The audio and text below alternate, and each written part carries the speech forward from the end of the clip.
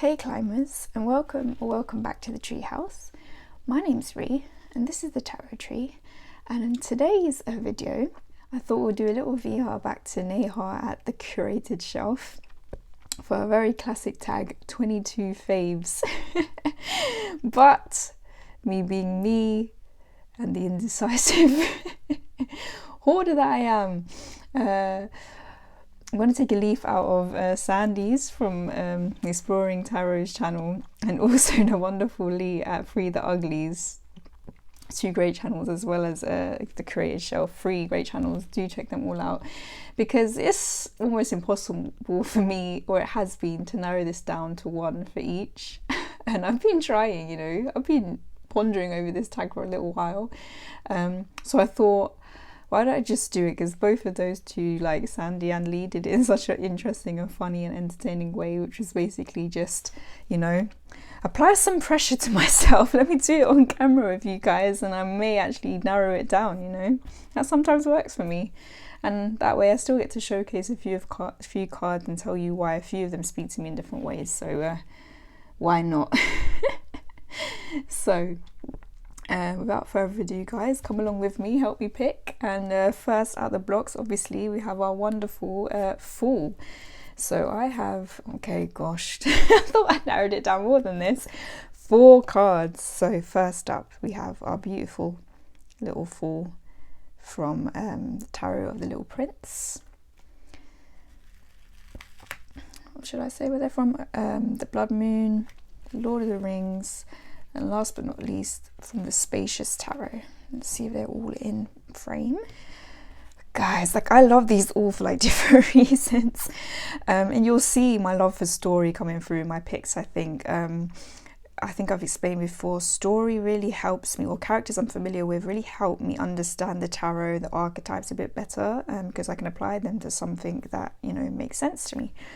And so first up, we have our wonderful, you know, the Little Prince himself as the Fool. And I just don't think you could pick a better one, really, for who the Fool is, what his journey is, the whole story of this, you know, this allegory, this children's book, which really isn't just a children's book, it's actually very poignant.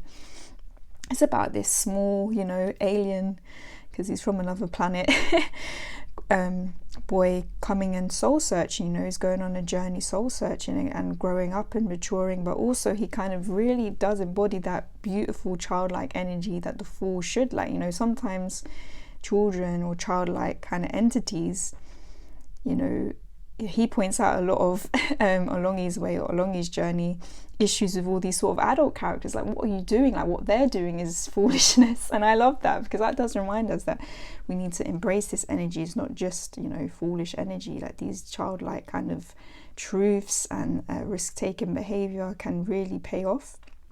So that's what I love about this card, so because it's such a reminder of that, because of his character, and it's so beautifully drawn. This deck is underrated, definitely check it out. Now next up, we have the Fool from the Blood Moon. Honestly, this was the card that made me buy this deck. It's like, I saw it, I was like, oh my gosh, I need that deck. Oh my gosh, it's out of print. What am I gonna do? Finally got my hands on one. It's just something very primal, this set off for me. I can't explain it. We have this sort of primordial figure here. It was like this was speaking to some very deep kind of, you know, connected psyche part of me, if that makes any sense. Like, you know, it's like this primordial figure and these gigantic doors, and I always see that as doors to life opening. But we have this guardian, and I don't know if you can see, hopefully you can. I see it as a female here, and all these hand gestures which kind of speak to, you know, this sort of, you know, positive aspect of the Fool, like, you know, beckoning you forward, like, come on little soul, come through, experience life, because this really does feel like this is a figure in the liminal space. That's what I love about it. But then we also have hand gestures that are like, oh, stay back, like warning us off, like, don't be too hasty. And I love that. It's like this guardian, and I love the fact that it's a door and it's opening up all these possibilities to us, and we can't fully see what's behind the door yet, you know, which is the Fool energy. We don't really see what's off that cliff. We don't see what's on the other side, but we're so curious. We're like embracing that childlike energy of curiosity that we want to go through. And oh, it just really speaks to my soul. This has been a favorite of mine for a long time, and I thought this would be my bona fide favorite. We'll probably see. Well, that's why it speaks to me. Thirdly, we have, you know, wonderful Peregrine took from the Lord of the Rings tarot, and this scene in particular, to choose the Fool, just I love it. If you want to go check out my deep dive series on this, like, please do. It's a few videos back now, but you know, this is a wonderful indie deck, and who better to kind of to pick this energy than you know, Peregrine himself. He does this foolish thing where he looks into this sort of scrying ball, you know, gets tempted like a child, all shiny thing, and almost, you know, gives the whole fellowship's plans away. But luckily, him being kind of that sort of innocent being that he is, has managed to keep his sort of heart under lock and key so Sauron can't get to it at the time. And he's actually got a glimpse into the enemy's plan instead, so it worked out well. And he has many moments of this, you know, particularly in the films, if you're familiar with it. So it always makes me laugh, because it does remind me of that two-edged swords of the Fool, and I like cards that do that, show us in one image the two kind of readings of a card, you know, the more positive and negative aspects. Now, last up we have the Fool from the Spacious Tarot. I don't know what it is about this one. It does speak to me. I was thinking maybe not to, so I was like, oh, is it aesthetically why it's drawing me in? Is it just the aesthetics? Which is fair enough, because we can have favourites that are just aesthetically pleasing, right? But this one is, I love how it puts us there, and it also puts us in, are you going to take this risk? Are you going to take that childlike curiosity and walk forward? You know, is that going to drive you like, oh, I want to see that view? Like, am I going to walk forward? Or are you going to be, you know, is there something in your gut instincts that's going to hold you back and be a bit more tentative, you know? And I feel like when I use this deck and I draw this card, depending on the kind of energy, like I kind of feel intuitively straight away from it, it kind of tells me a little bit how maybe I should go about the thing I'm asking about, that makes sense, or maybe the fears I need to confront in that regard. So it does leave a lot of food for thought, this Spacious Tarot, and that's why I do love that about it. But oh guys, which one? Oh, you know what, I do love them all, but if I had to pick one, I have to go with my soul. There's something about the one from the Blood Moon that, for me, I don't know, it's so different, and it just speaks to me on this really deep level that I can't really kind of even put into words really. But it is, like I said, this liminal space, like almost like, you know, all of us as our souls before we get here. Like this, I feel like this could be a moment. It seems like a bit of an anime moment as well. Maybe that's why I love it so much. But I think my favourite has to be the Blood Moon. Okay, next up we have the Magician. Oh my god, how many cards did I pick for this? I think I got 4 again. Lord have mercy. So first up we have this card. This is from the Aliman's Tarot. It fascinated me when I saw this. We have this one by the Janasa Jaus, which may go. This one by the Victorian Romantic, a bit more classic. And then back to my old favourite, the Blood Moon again. Oh gosh.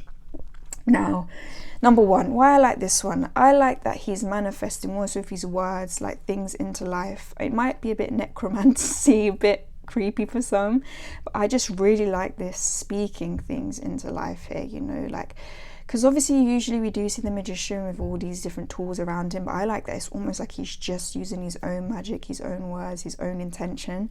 That's what I really love about this, and actually manifesting from that. So that's why it's a favourite for sure. Next up, Janasa Jaus. This one just fascinated me because it brought it back to the earth. I really should look up the kind of meanings of olives really, because I just realised that's what this plant is. Maybe it's because it's the plant lover in me. You know, maybe you would think this would be more like an Empress card usually with growth, but I just like that you know, the magic of bringing something to life with your hands, like growing something physically, you know, from all these things. It just makes me, I don't know, it was just a bit different. There's something a bit different about it that I like, this actual using your hands physically, kind of bringing something to life. I like that kind of different perspective on the Magician. Third, this one, I just love it because it just, you know, it's old school, you know, it's got old school alchemist there. I love it. Reading his big sorcery book, got the table there, you got this sort of, these skeletons around, you know, this beautiful kind of, it looks like we may be somewhere like in the Middle East here actually, which I quite like. Maybe not, I could be wrong, because obviously in Europe we kind of have these sort of lamps in some places too, but I just like it. I like that old school magician vibe. Like, yes, I see him, I know, I recognize him, he's definitely a magician. And I just love, I think the cards are so beautiful. I love that he's like wise with his beard, and his whole stance is quite relaxed, which I like as well. Like, yo, I got this, all right, I got this. I've got my book, got my magical book. I even like how the light is emanating, looks quite magical. So yeah, I have to say I like him because he looks like some sort of alchemist slash wizard. And last up, just this card, it might be a bit confusing for some to have this like a musician as the magician. Oh gosh, tongue twisters. For me, it really makes sense though.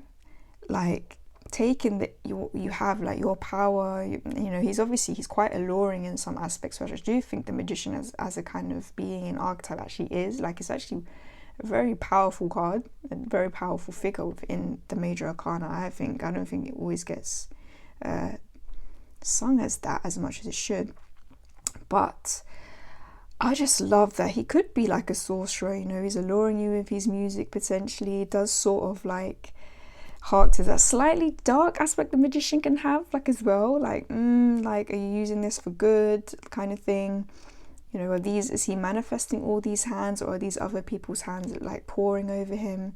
Even just to have it as a musician is very interesting to me, like you know, creating something, bringing, you know, your emotions or expressing yourself from the inside out physically into the world, which is the magician is all about creating, manifesting things in this physical world, but it's got to be from something inner, or these tools that you're kind of, or skills you're learning, and musicians really speak to that for me. He just, yeah, he's very, he's like, he's got a bit of a sinister vibe too, I have to be honest, which I don't mind that in a magician. I think we need to be aware of, you know, powerful beings shouldn't be messed with kind of thing. And those abilities within ourselves to manifest, maybe, you know, we need to be careful about the way we manifest in this life. So that's why I like that kind of dual aspect, light and dark, in this card. But, oh, which one am I going to pick?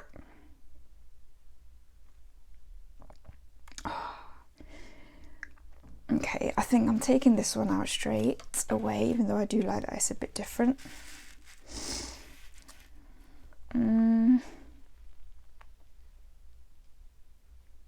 He is very alluring, but I'm not sure if he's my favourite.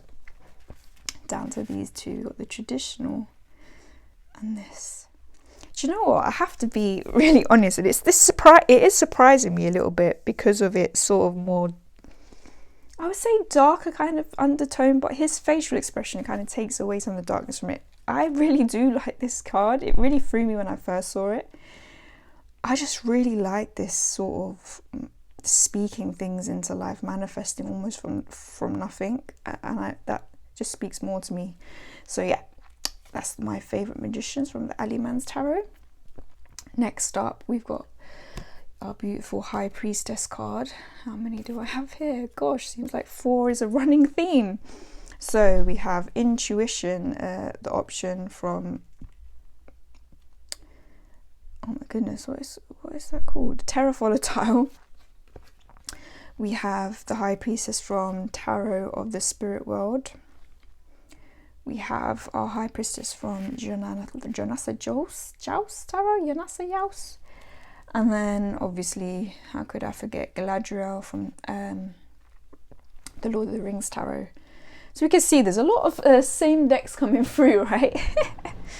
Just check everything's in frame because it'll annoy me later if it isn't. First up, we have Intuition from the Terra Volatile. Beautiful, classic, you know, but with these very interesting kind of added symbolism that you don't see all the time with the High Priestess. And for me, the reason I picked this, and you can check out my kind of walkthrough on me picking through this deck, Terra Volatile deck, just I think one video back. I went into why I picked this one over the other High Priestess card, and that was just, I find it fascinating. She's actually wearing the veil. She could peek behind the veil to actually use the clothing to kind of denote that. It's amazing that she sort of looks like this Mother Mary figure, which is the kind of archetype that actually does speak to that High Priestess energy, if we're really honest. So, you know, it can speak to beings from beyond the veil, etc. Has been communicated, has been chosen. It's kind of special in that aspect. I really do like that. I love the moon energy, the pillar energy, the poise. Yeah, beautiful. There's just so much subtle symbolism within this. Even the colours that I picked, that just, for me, just totally speak to the High Priestess. I love it.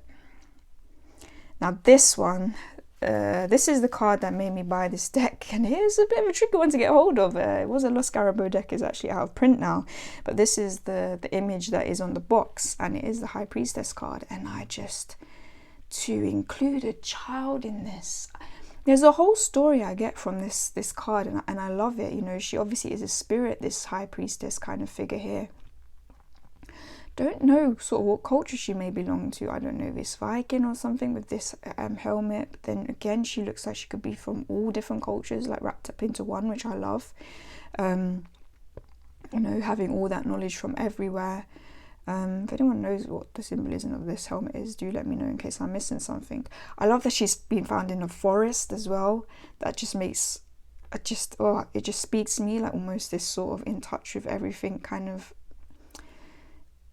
figure. The trees are forming the pillars, and she's chosen to show herself to the children. You know, people do say children are more in touch with the spirit world, and I tend to agree, because they're not jaded, or maybe as focused on the material world as we become as we get older. I like that she's showing herself to a child. I wonder if it's like this child is going to pick up those sort of, you know, capabilities down the line, and that's why she's being shown to her. You know, this sort of nod to, you know, High Priestess cards about your intuition. I love that as a child as well, they tend to follow their intuition more.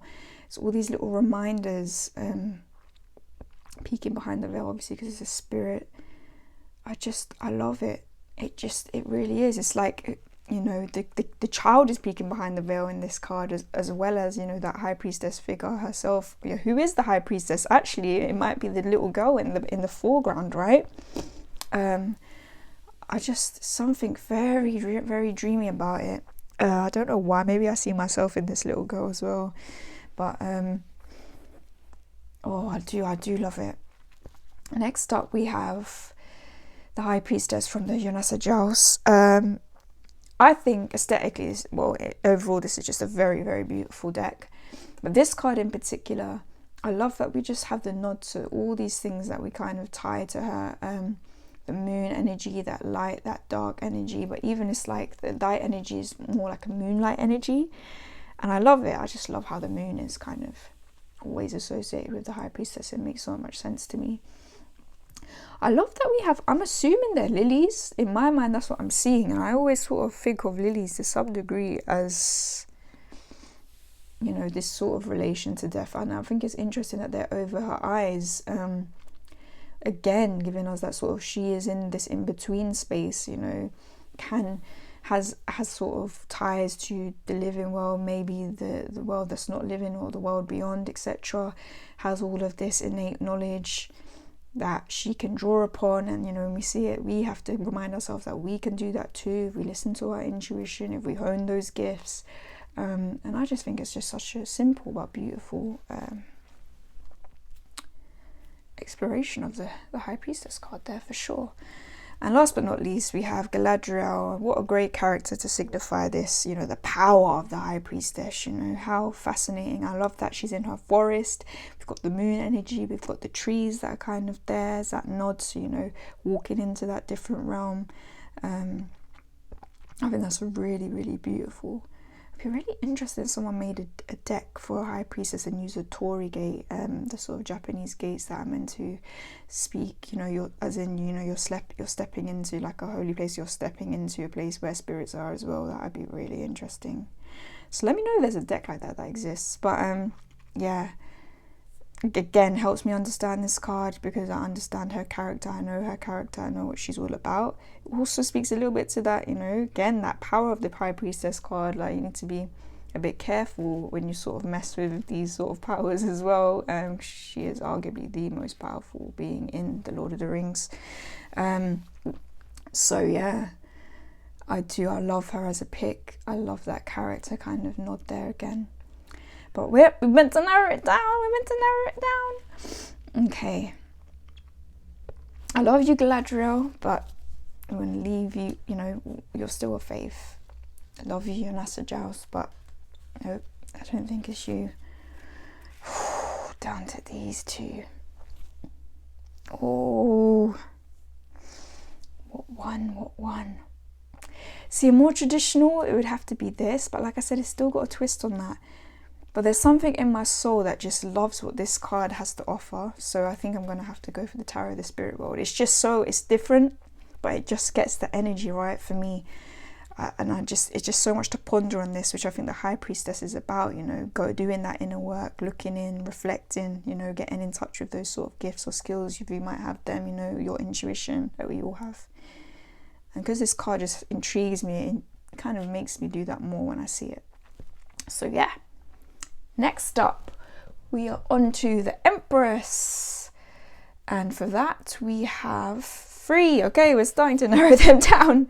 We have the Empress card from the Night Goddess. Oh, God. Oh, my God. What is it called? How have I forgotten? Anyway, you know what deck this is, guys. We have the Empress from... Oh, my God. I've just literally forgotten what all these decks are. I'll put them in later. I know this one's from the Lebunko. Okay. This is from MJ Cullinane. What is it called? Guardians of the Night. There we go. Guardians of the Night, Lebunko, and Night Goddess Tarot. Could be wrong with that one. And you know, it's such a special deck to me. You think I'd understand. I remember, I always get the name wrong. Anyway, I digress. First up, this Empress.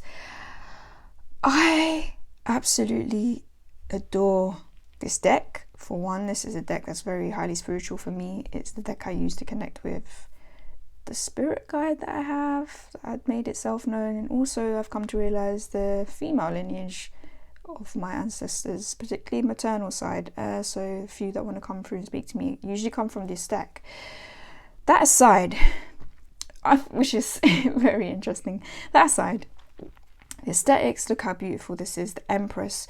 I love that we just have this nod. To me, I just see Kuan Yin straight away in this card. You know, that is the one kind of goddess, that kind of deity I think I have a connection with, really. Maybe that's why I see her. Obviously, we've got a figure that's from that part of the world, which I think is lovely. I love how we cross all cultures in this deck. But specifically for this Empress, I just love how she is this Mother Nature. She is Mother Nature. She is that mountain, you know. The waters of life are flowing through her, you know. She's this sort of beautiful kind of person that's part of the earth. And the Empress, for me, a Mother Nature, how much more Empress can you get? Isn't it wonderful to see that? Something a bit different. And I don't have no qualms with pregnant Empresses, by the way, not at all. But I just like that this is just making it even more like on a larger scale. Like, she is creating the earth here. And I absolutely adore that. All the lush growth, the greens, the flowers, her stance, that she still looks so strong as well. Like, she can carry all of this weight. She can nurture. She can look after us. It's just, oh, it speaks to me. I love it. Next up, we have the Empress from the Guardian of the Night. I really love that. It's like a mother fox, actually. And I love that the cub, you know, she's guarding it, you know, in the den under there. Like, I love the kind of growth around her. Sort of looks like we're almost in this kind of whimsical, kind of magical kind of world here. Springtime. We've got the blossoms coming out. And I really love that we've picked that season, you know, as the Empress's season, because that is always all new life coming. Babies are being born. She's guarding it. It's just beautiful. Last but not least, we have the Empress from the Lebunko Tarot. Now, this card, the mothering energy, I feel is like very, very beautiful. You know, we have this mum holding the child sort of clinging to the mum. Looks like the mum's kind of doing kind of everyday things. You know, she's created like a flower tiara for the child. She's nurturing the child. There's food around, so she's probably cooking and stuff as well. Definitely she's protecting that child.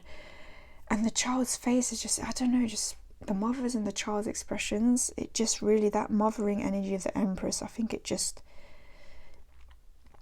really speaks to. And it also reminds me a little bit of the dark side of the Empress, this card, I have to be honest. Obviously, Le Banco Tarot, for me, is more of a shadow work deck, so that's why this works very well for this. The child looks scared and clinging to them. Obviously, that's quite normal. That means that's a protective element. But obviously, the darker side of the Empress card is when you maybe become a bit over nurturing, if that makes sense. If you embody Empress energies, it's actually one of my birth cards. This is something that I believe, you know, when especially I've embarked on shadow work, I have to be aware of this mothering, innate sort of mothering sense of me, nurturing me, but maybe taking that too far. You know, and I don't know why this child's expression reminds me of that in myself, and maybe my sort of mother wounds in that sense, that I've had that sort of clinginess, and also, you know, to be aware of that sort of mothering energy in myself also. So yeah, I do like I said, I do like cards that speak to both energies, because we have light and dark within every card, I believe. So what am I going to narrow it down to? Oh, they all have their own merits, but I'm really going to try my best to actually stick to the one. I love that spring, and I think this is one of the most beautiful cards in this whole deck, if I'm honest. And I love that it speaks to that season of spring and really brings that into it. But I think the others just offer a little bit more for me personally. I have to go with my heart. Okay, I know what it is. I do love this. I love that it shows those dual aspects of the Empress to me personally. But this one, for whatever reason, as soon as I saw it, you know, Kuan Yin just reminds me that is that embodiment of the Empress to me. And I just love it. I love its energy. I love its aesthetic. So next up, we have the Emperor card, and I have 3 offerings here. So first up, we have our wonderful, how could he not be here, Aragorn from the Lord of the Rings Tarot. Next up, we have the Emperor from the Yonasa Jaus. I think I've already mentioned that this is like one of my favorite emperors of all time before. And lastly, but not leastly, we have the Emperor from the Blood Moon Tarot. Where do we begin? Okay, as you can see, I've picked relatively quite gentle emperors, and I'll probably let you know why as we go through, hopefully, if I'm succinct. First up, we have Aragorn, the son of Arathorn. It's beautiful because in this deck, actually, the counterpart is Arwen, and you know, that's beautiful that she's the Empress. Okay, and they kind of line up together. The Emperor Aragorn, why do I love this? Because he is what every emperor should embody, personally, and it's still a journey for him to get there. You know, he kind of goes through that sort of having to grow into his emperor role, you know, rejecting it almost, you know, out of fear, but actually because he's a good person, you know, he doesn't want to be corrupted, etc. He wants to be a good leader. That's why he runs away for a while, but he comes back, you know, and throughout the whole thing shows himself to be that controlled, you know, leader. Everyone follows, you know, kindness as well. And I think it's important when we draw emperor cards that we have reminders of not these just volatile kind of, you know, a sort of negative sort of Aryan kind of impulsive, you know, dictatory energy, which we sometimes see in some decks. I like a balanced emperor personally. What that true masculine energy speaks to me, a balanced masculine. And I think he speaks to that very, very strongly, because he will take those risks. You know, you can never say that he lacks courage or he lacks heart or he lacks, you know, that protective element, because that's what he does throughout the whole story, and in the end builds something beautiful, you know, builds Ministif back to what it should be. So yes, he is the emperor we all love and need in our lives. We could do with more world leaders like him now. Emperor. Yonasa Jaus. This is honestly one of my favorite cards, aesthetically especially, but even when you deep it, as we say in London, when you deep it, just look at him, just unwavering. Now, some people can, you know, again, like what we'd say with Aries to a degree, stubborn. You're not, you know, you won't, you know, back down in a fight, etc. But these can be very good qualities, particularly in leaders. You know, you need those aspects. And this guy is, you know, to the very end, you know, he's still there being overgrown by things because he stood his ground so long. This emperor, you know, he's a skeleton, but he's still keeping guard over whatever his kingdom was, many could be centuries, you know. He's still there, this solid kind of figure, and I really do love that. But the flip side of that is him being a dead figure, and I like that. It's almost like, you know, sometimes you need to move with the times. You can't be so fixed. You know, what the Emperor can speak to that in a bit of a shadow aspect. Sometimes you need to maneuver, you know, and I like that. It really, it shows you that the sort of pros and cons of being that sort of unwavering, solid kind of force in life. It also shows that every emperor has its time, you know. None of us are kind of beating the clock, as it were, you know. And we have these leaders that, you know, are so about their glory and, you know, building something, but it's all going to end eventually. You know, nature wins out in the end here, as you can see. So there's just so many aspects of this card.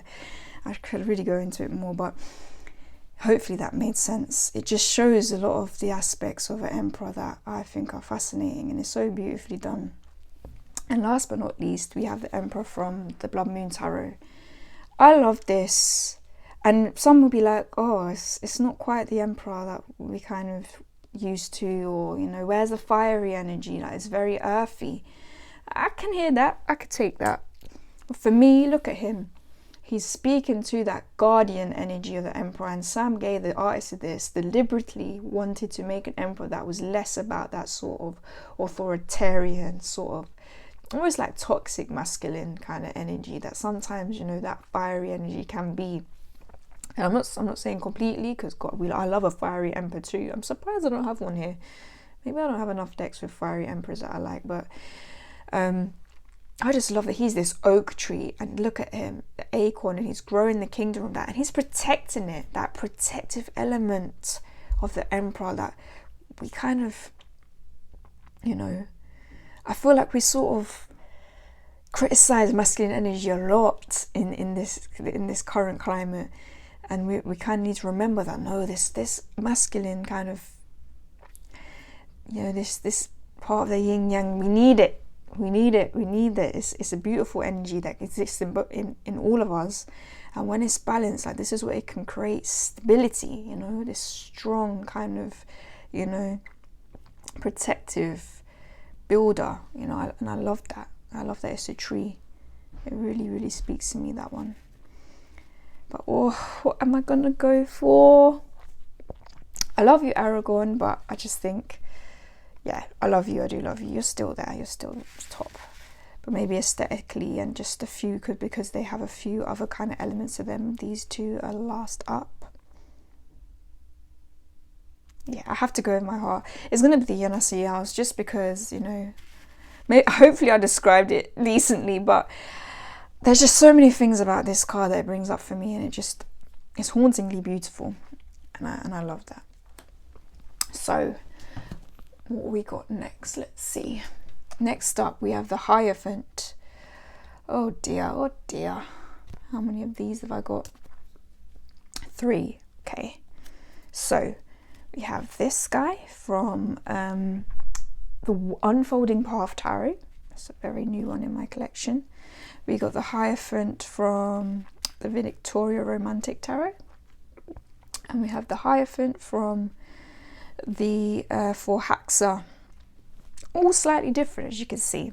So first up we have this Hierophant figure, and I just like, as you can tell, I don't particularly like those sort of popey, stuffy, dogma kind of ridden Hierophants off the bat.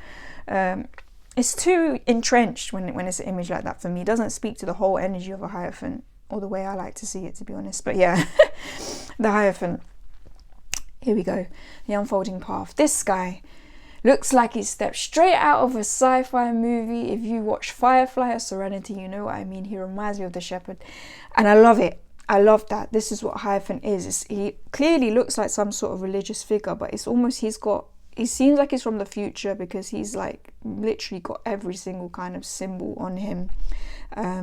He's got, I don't know what this is. It seems so familiar. Someone please tell me what it means. But he's obviously got this staff. He's got the keys. You know, they're quite common in Hierophant cards. But it's his stance. Like, he really, like, it looks like, you know, he's blessing you, etc. But he looks open. Like, he doesn't look like he's just there to sort of kind of just rile off, you know, kind of religious sort of dogma. He's there to sort of be a teacher. I just get this teaching element about him, this sort of friendly teaching element about him, you know, and this sort of trying to like kind of protect us, or protect, you know, cultural values maybe, that which may be worth protecting. So that's why I like him. Next up we have this Hierophant, which is honestly one of my favourite cards in the Victorian Romantic. And I just love that it speaks, it's obviously speaking to here, to me it seems like it speaks to Arabic culture, but definitely the Middle East. And we have this teacher, scholar basically, and he could be a religious scholar, but look at the way he's animated, telling them things, the boys. He's letting them read for themselves. They're all sitting down relaxed. He's taken off his glasses, you know, as if he might be showing them something. Like he may be this great kind of combination of sort of, especially when we look to this part of the world where all our greatest kind of mathematicians, you know, it's the birthplace of so much of science, which I think gets overlooked, you know, because of more recent history. And we need to remind ourselves of that. And this is this sort of figure that's sort of enveloping it all.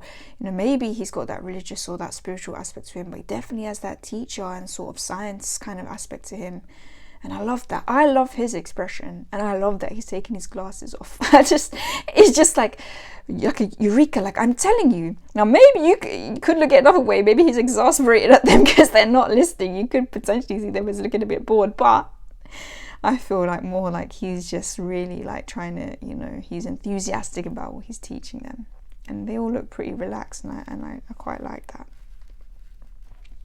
So last but not least, we have the Hierophant from the For Haxa.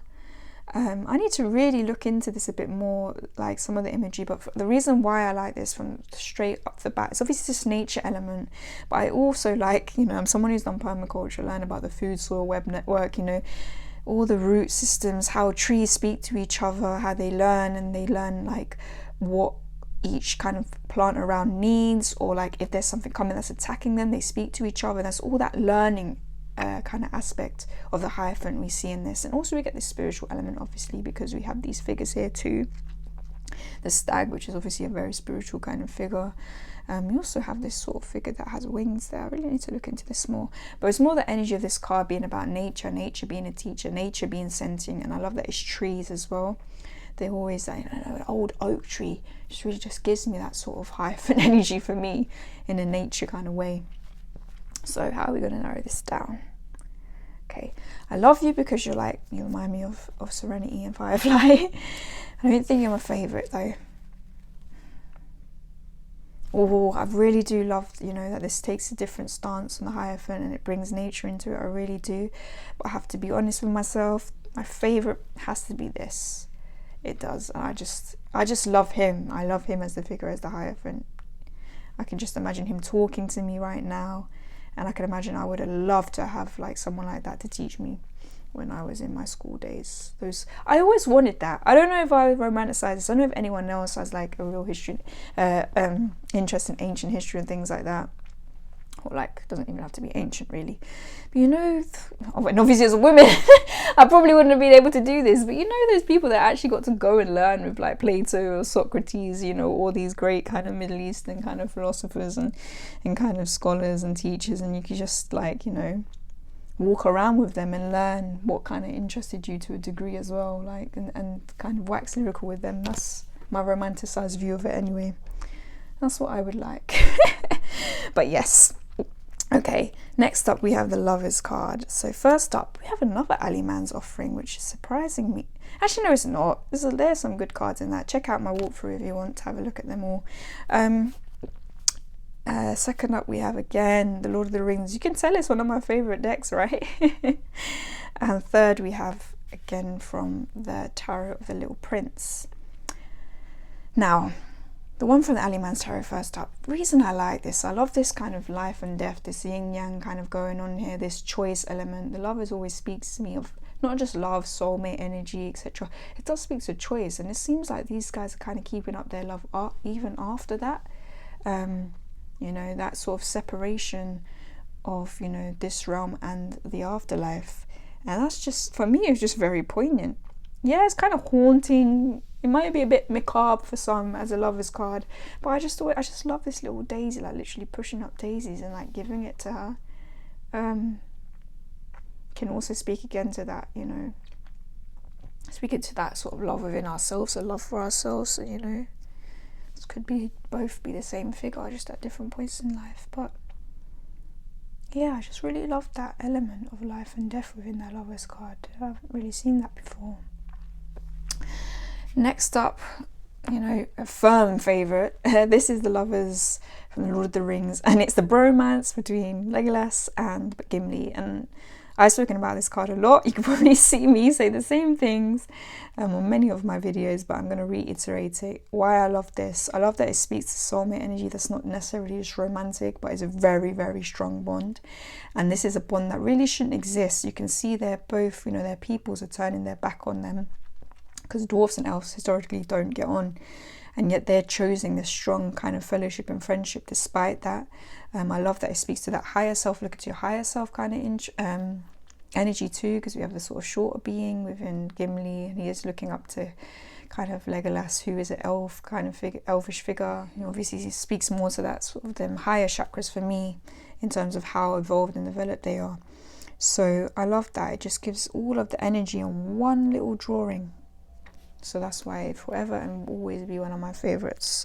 Last but not least, we have the Lover's card from the Little Prince. If you're familiar with the story, you know, he loves his rose, but he has to go off on an adventure, almost to escape her a little bit. She's a little bit of a she's a bit of a pain in the ass, you know, a thorn in his side, as it were. And it's really only through his journey that he realizes, you know, he wants to go back to his rose, you know. So they are the perfect kind of lovers in that sense, because there's that choice element, choosing to go back, choosing to leave, choosing to work on something, choosing to learn, choosing to grow. And I think any of us that are in any sort of partnership, you know, soulmate partnership, whether it's a friendship, you know, a romantic partnership, you know, we do romanticize love a little bit, you know, it's work.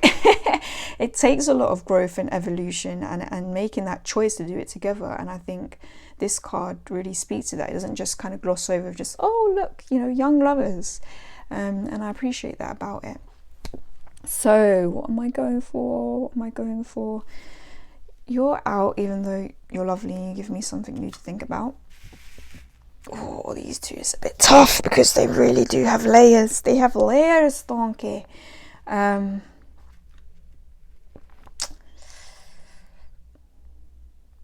Oh, I think because this is like because of the browns and stuff, my eye gets drawn to this one because of the sort of beautiful colours in this deck. But if I really, really go with, like, you know, my sort of tried and true fave, I love this, and I may change my mind, but I think it has to be the Lord of the Rings for me, just because of the whole, everything it speaks to you. Look into higher self, you know, that soulmate energy, that choice energy, you know, you got everything going on.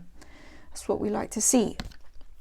Okay, next up, we have the Chariot. Oh, we narrowed it down, guys. We've only got two. So we have the Chariot from the Spacious Tarot. Oh, it's fantastic, right? And the amazing Chariot from the Blood Moon here. Okay. Oh, guys, the Chariot and the Spacious first up. Not even a kind of boat or anything in this. We're just here on the water, and we're going one way, you know. There's only one way through this, charging forward. That direction is already set, and I kind of like that. Because for me, Chariot is about direction. It's about just making that choice.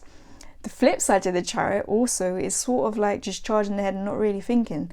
And really the water in this really speaks to that for me, because if that water decides to get a bit too turbulent, or we don't really kind of steer our boat well enough, we're going into those rocks.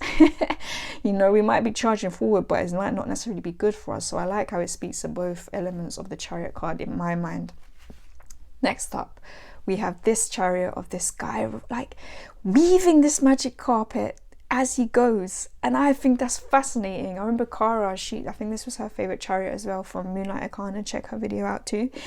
She said this was her favorite, and I can see why. It's actually one of my favorite too, because it's that determination, but also, you know, that having that direction again, so fixed that you're creating it. He's actually creating it with his own hands, the means and ways to get to where he wants to go, you know, because he's creating the vehicle that he's using. And I love it. And it's so whimsical and magical, and he looks so determined. And these are the energies I need to be aware of when I'm in a Chariot moment. That having that focus. It's a little bit tricky, this one. Who am I going to pick? I love the blood moon, but you know what? Because the Chariot's a risky card for me, like I love being aware of its sort of kind of dual aspect, and the water element, that kind of me being on there, being in this card with the boat or whatever. It has to be this. I do love it, but I love my magic carpet weaving beauty as well. So next up we have strength, and for that I'm fairly sure, how many do I have? Yeah. So first up, we have the strength from the Unfolding Path, another new, like quite a new favorite. Such a beautiful deck. I have a walkthrough coming of it soon if you're interested. We have Frodo in the middle from the Lord of the Rings tarot, and we have the strength card from the blood moon. Okay, first up we have a more traditional. Again, we have that lion and the female energy. Beautiful. This is such a beautiful deck aesthetically, and like, you know, that she did so well making this deck. And I love the colors, I love the characters, but in this deck particularly, for this strength card, this card particularly should I say, I love the poise, and I love the integration. I love that they're sharing the same pose. The lion has its head raised, the woman has their head raised, and they're very dignified, you know. They look like, you know, they're ready to go forward. They look like they know themselves. They look relaxed, you know. And she almost, dare say it, she looks a bit vulnerable, but not in the sense, you know, we're wearing this sort of gown as well and all these pretty flowers around, but not in the sense that she's weak.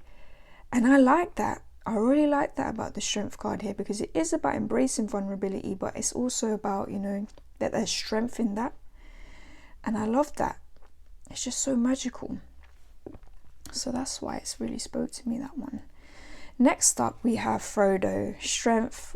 I mean, what card and what character speaks to strength more than him? You know, he just looks so unassuming. He's this small little hobbit that's never been anywhere in his life, and yet so brave and courageously, you know, when he sees everyone else fighting, everyone who has more experience than him out in the world, you know, he takes on the ring. I will take it. I will be the ring bearer. And look at every trial and tribulation he goes through, you know, from his courage. And, you know, the strength card is to remind us of our own courage. You know, it is reminding us to step forward, you know, and to take those risks, as well as like what a full card would. It's about embracing our vulnerabilities but still going forward. And that's what Frodo does. And yes, we know it's not always easy for him, but he was the only person that could do it. Really, no one else would have got as far, you know, as he did. And that's quite a beautiful thing to remind ourselves when it comes to strength. Now, third up, we have this, a very long-term favourite of mine. I love this card, the strength card, because to me, it really speaks about being in your authenticity and speaking your truth. You know, we have the knife to the throat of this figure, almost like trying to say, I'm going to like force you to kind of do my bidding, my will, you know, and this figure's like having none of it. and they're realizing how much of an illusion it is, but their hands are still being cut. Like they're still having to push forward, potentially through pain, to get rid of this sword at their throat, but they're just focusing, poised, eyes closed, splitting that sword in two to kind of say, no, I carve my own path. And that's what strength is about for me. Strength is something I have to work on a lot. You know, my Chiron is in Leo. I have a lot of kind of issues around the solar plexus. So that sort of empowerment, you know, is very important for me. It's particularly, and this card is a card that's very important to me. And it's important that it depicts that. And this image just does it so beautifully. You know, and it doesn't shy away from the difficulties within doing that, but it's letting you know, but it's worthwhile anyway. Look at how this sword is dissipating, just because of the poise of this figure, just because of the courage of this figure, just because of the, you know, the sort of determination to push forward and live their truth. I love it. So as much as I love all these cards, I think you could probably tell by how much I sort of just kind of went on about it. My favorite has to be the Blood Moon. I adore this card. I think it's such a beautiful depiction. I really need to get the book to go with this deck. But yeah, wonderful. I'd like to do a deep dive on it. I said I would for a while. I think I will now, if anyone's interested. So next up we have the Hermit. Jeez Louise, how many Hermit cards have I picked out here? Seems like I like the Hermit card. Are we going to fit them all? Let's hope and pray. Okay, first up we have our Hermit that I chose from the Terra Volatile. After that we have our Hermit from the Blood Moon, a long time fave as well. Then we have our Hermit from the Victorian Romantic. We have our Hermit from, is that the Corrupt Tarot? Oh my goodness, I'll have to double check that. Last but not least, the Hermit. I really didn't feel like I'd have this many Hermits, but hey, we're in Virgo season, why not? From the Spacious Tarot. Have we got all of them in frame? I doubt it. What can I do with these?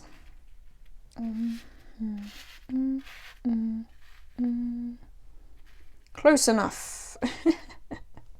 Okay, we're gonna have to narrow these down. Okay, first up, Terra Volatile. There's a choice of 3 Hermits. Again, if you want to check that video out, you see why I picked this one, you can. This guy just really speaks to me in terms of my Hermit energy, or understanding of it, is this kind of just making your way through that dark, and it can be arduous, you know, and you've got that light and you're trying to kind of do your soul searching, and it's not always easy being in the dark and being in those moments, those Hermit moments. You know, we've got skulls here, walking through all this sort of debris. It could be in a dark kind of wet cave, but he's still determinedly pushing through, and it looks like it's taking a toll on him. And for me, I feel like Hermit moments can do that for us sometimes, you know, if we're going through a dark night of the soul, for example. But I just love that he's still holding that light, you know, and he's still pushing forward. I love that he's a very old school determined Hermit, you know. Next up we have the Blood Moon one. This fascinates me because reading what Sam Gay said about this, it's a meteor. We have this sort of a bit kind of creepy figure sat on it, but the meteor is almost the Hermit in this. The meteor hurtles through space, you know, observing all of the cosmos, you know, and then comes down and lands somewhere, you know, and this is all the knowledge it's gleaned. That's why it's like kind of shone, it's lighting up. So really in this card, the Hermit can just be the meteor itself, and I like that. But it's also, we have this figure who might be embodying that now, you know, is the sort of soul of this meteor, has done all of that sort of vast kind of soul searching, kind of really come to new lands potentially. And I love that it's speaking to space as well, you know. It's very romantic, it's very beautiful, the imagery and the story behind this. And it's such an interesting interpretation of the Hermit, a meteor, you know.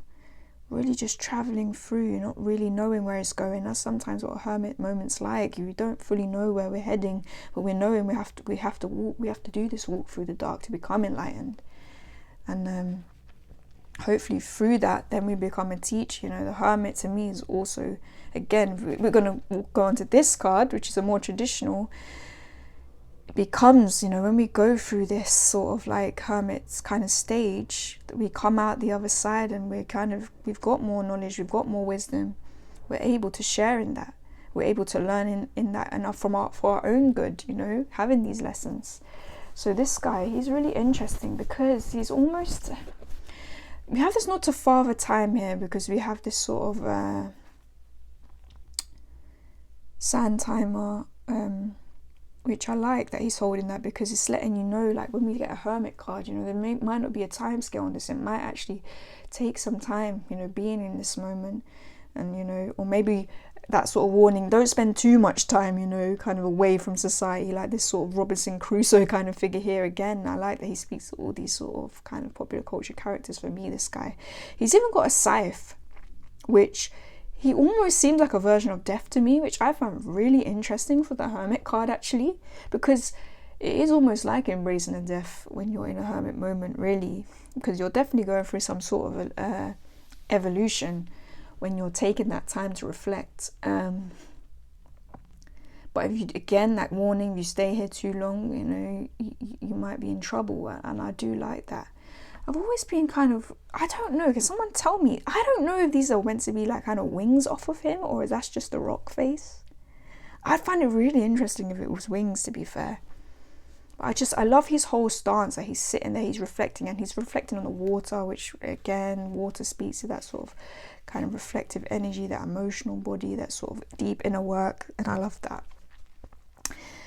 Back to this one, which is the Corrupt Tarot. Hopefully, if I've got that wrong, I'll correct myself and write it somewhere. Back to the space and cosmos energy. This is so dreamy. Like, this is a relatively new deck to me, and it's just, some of the cards are really, really fascinating and really beautiful, and this is one of them. This sort of figure's like lost out in space, and they look lost. This does look like a hermit that's really in that, and this deck is meant to really speak to more shadow elements of cards, hence we're getting this probably more kind of shadow aspect here. Looks lost, is out there in the sort of vast nothingness. I don't know what this is behind him. For me, it looks almost like a kind of not evil entity, but something that's gonna like grab a hold of him and like do something, shake him up a bit. I don't know, like crafty. I don't know exactly what that's meant to be. For me, I'm seeing a face. Either way, we're glancing at this figure. They look very lost. You know, they're just in the vastness of space, and the hermit moments can feel. We get the loneliness of a hermit off of this card. I think that's why I think it speaks to me. Sometimes we need solace, you know, and the Hermit card can speak to that, and it's a good thing. You know, in order to reflect on experience, we have, you know, that jewel side of the coin. We need to experience life, and then we need to have moments alone to reflect on that and learn. But here, it just looks very alone. And for anyone else that's really spent time in an extended hermit period, it does feel like this. You feel like you're lost in space, pretty much. He looks like he's lost in the liminal space, and it is a warning. And last but not least, we have the Hermit from the Spacious Tarot. I love this. It's sort of hauntingly beautiful again. Just a lantern in the forest, just the only thing. It reminds me a bit of Over the Garden Wall. I finally got around to watching that, and now I need that deck, the Unknown Tarot, but I digress. Keeping something alight in all of this darkness, you know, you can't see the wood for the trees here. That kind of does feel like what a hermit moment does to us. So it definitely, it also, as much as it's sort of like kind of a sweet card, it's a bit menacing to me as well, which I like. I like that. It's like, oh, should I go forward and grab that lantern? But oh, what's going to come out of the dark at me? And that can be what that hermit journey is about. This is going to be a tough one. Now I can see why I have 5 cards, because they all speak to such different energies of the hermit that really matter to me, actually. And some of them are so aesthetically beautiful. Oh, it's going to be tricky. Oh. Okay. As much as I love these 2 on the outers, I think I'm going to take them out the running for now. But it's not that they're not faves, because they are, really. Hence why 5 cards are here. Oh God, I love that Father time though, the more I'm looking at him.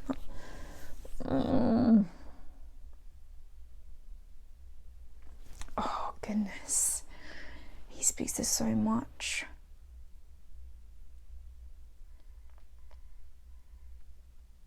I'm going to give it a nod because I think aesthetically, I'll be honest, this is probably my favourite Hermit card. I think it's beautiful. But it's a little unbalanced in terms of, you know, speaking to the more positive aspect of the Hermit. That's why I don't think I put it as my top favourite, but I love it. I love it. Okay, narrowed it down to 2. Now, for a long time, this has been my favourite, simply because it's just such a different interpretation, but it makes so much sense to me. I never really quite liked that figure on the top, but again, she speaks to that shadow sort of aspect of maybe staying in the, you know, Hermit moment too long and almost kind of becoming jaded by the knowledge that you've learned. Yeah, I think I just saw myself on the meteor again, but he very close. I could change my mind on this. I do.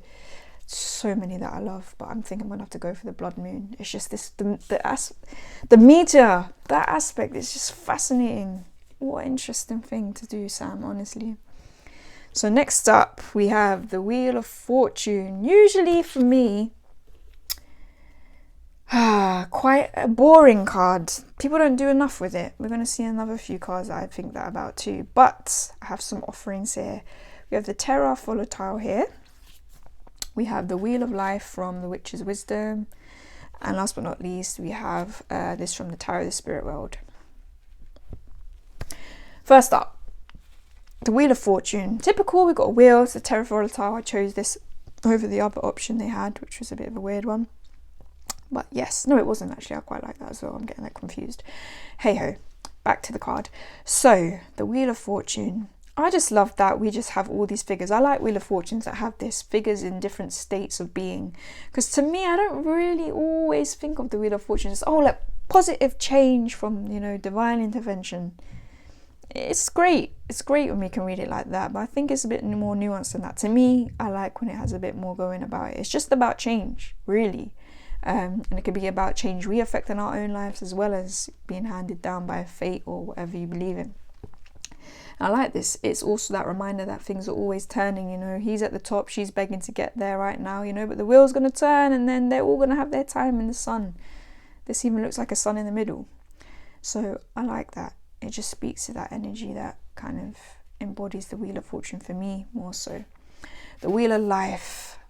Love it. I love a Wheel of Fortune that speaks to the seasons, and what better card than this from the Witch's Wisdom. I love it.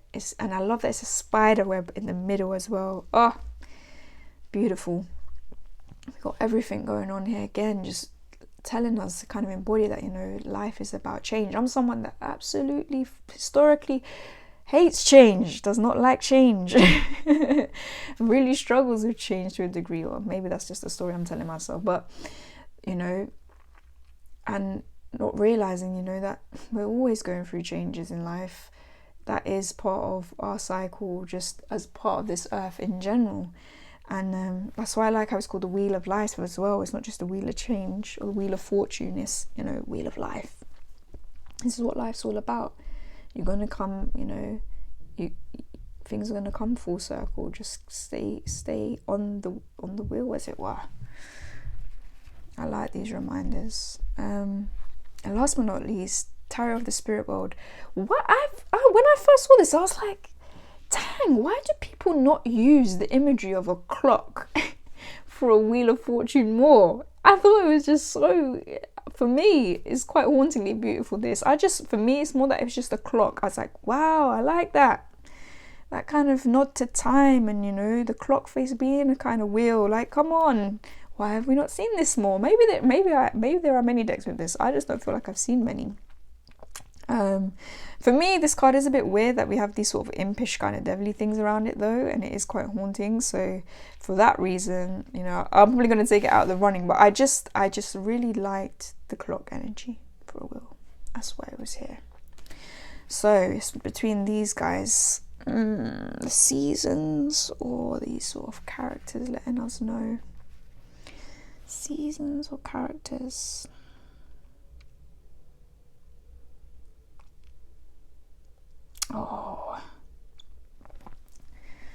Oh my goodness, what is it going to be? I've just even noticed things I even love more, like this stream coming out and then going into like the sort of night sky and the day and night elements. It's always turning. I think it has to. I do love this because I do like how it's letting you know at some point everyone's going to be on top potentially. But this, I just love that it just speaks to life as a whole and embracing that and the seasons. So that's probably my favourite Wheel of Fortune, is the Wheel of Life by the Witch's Wisdom. Next up we have the Justice card, another card I struggle to understand. Really, when it comes, I have to be honest, I have to do a bit more work on this card. So it was a little bit like, oh, what card am I going to pick for this? But I found a few. So first up we have another Aliman's Tarot one. I'm not sure, this is actually from, obviously they're each from a specific deck. If I can find out which deck it is, I'll let you know. We have Hmmm, we have Balance from the Witch's Wisdom, and we're going to see a bit of a thread coming through here. And we see the Truth. Justice, I think the issue, why I have an issue with it is sometimes the naming. So I actually quite like cards that are renamed for Justice especially. So as you can see, 2 of my picks are renamed.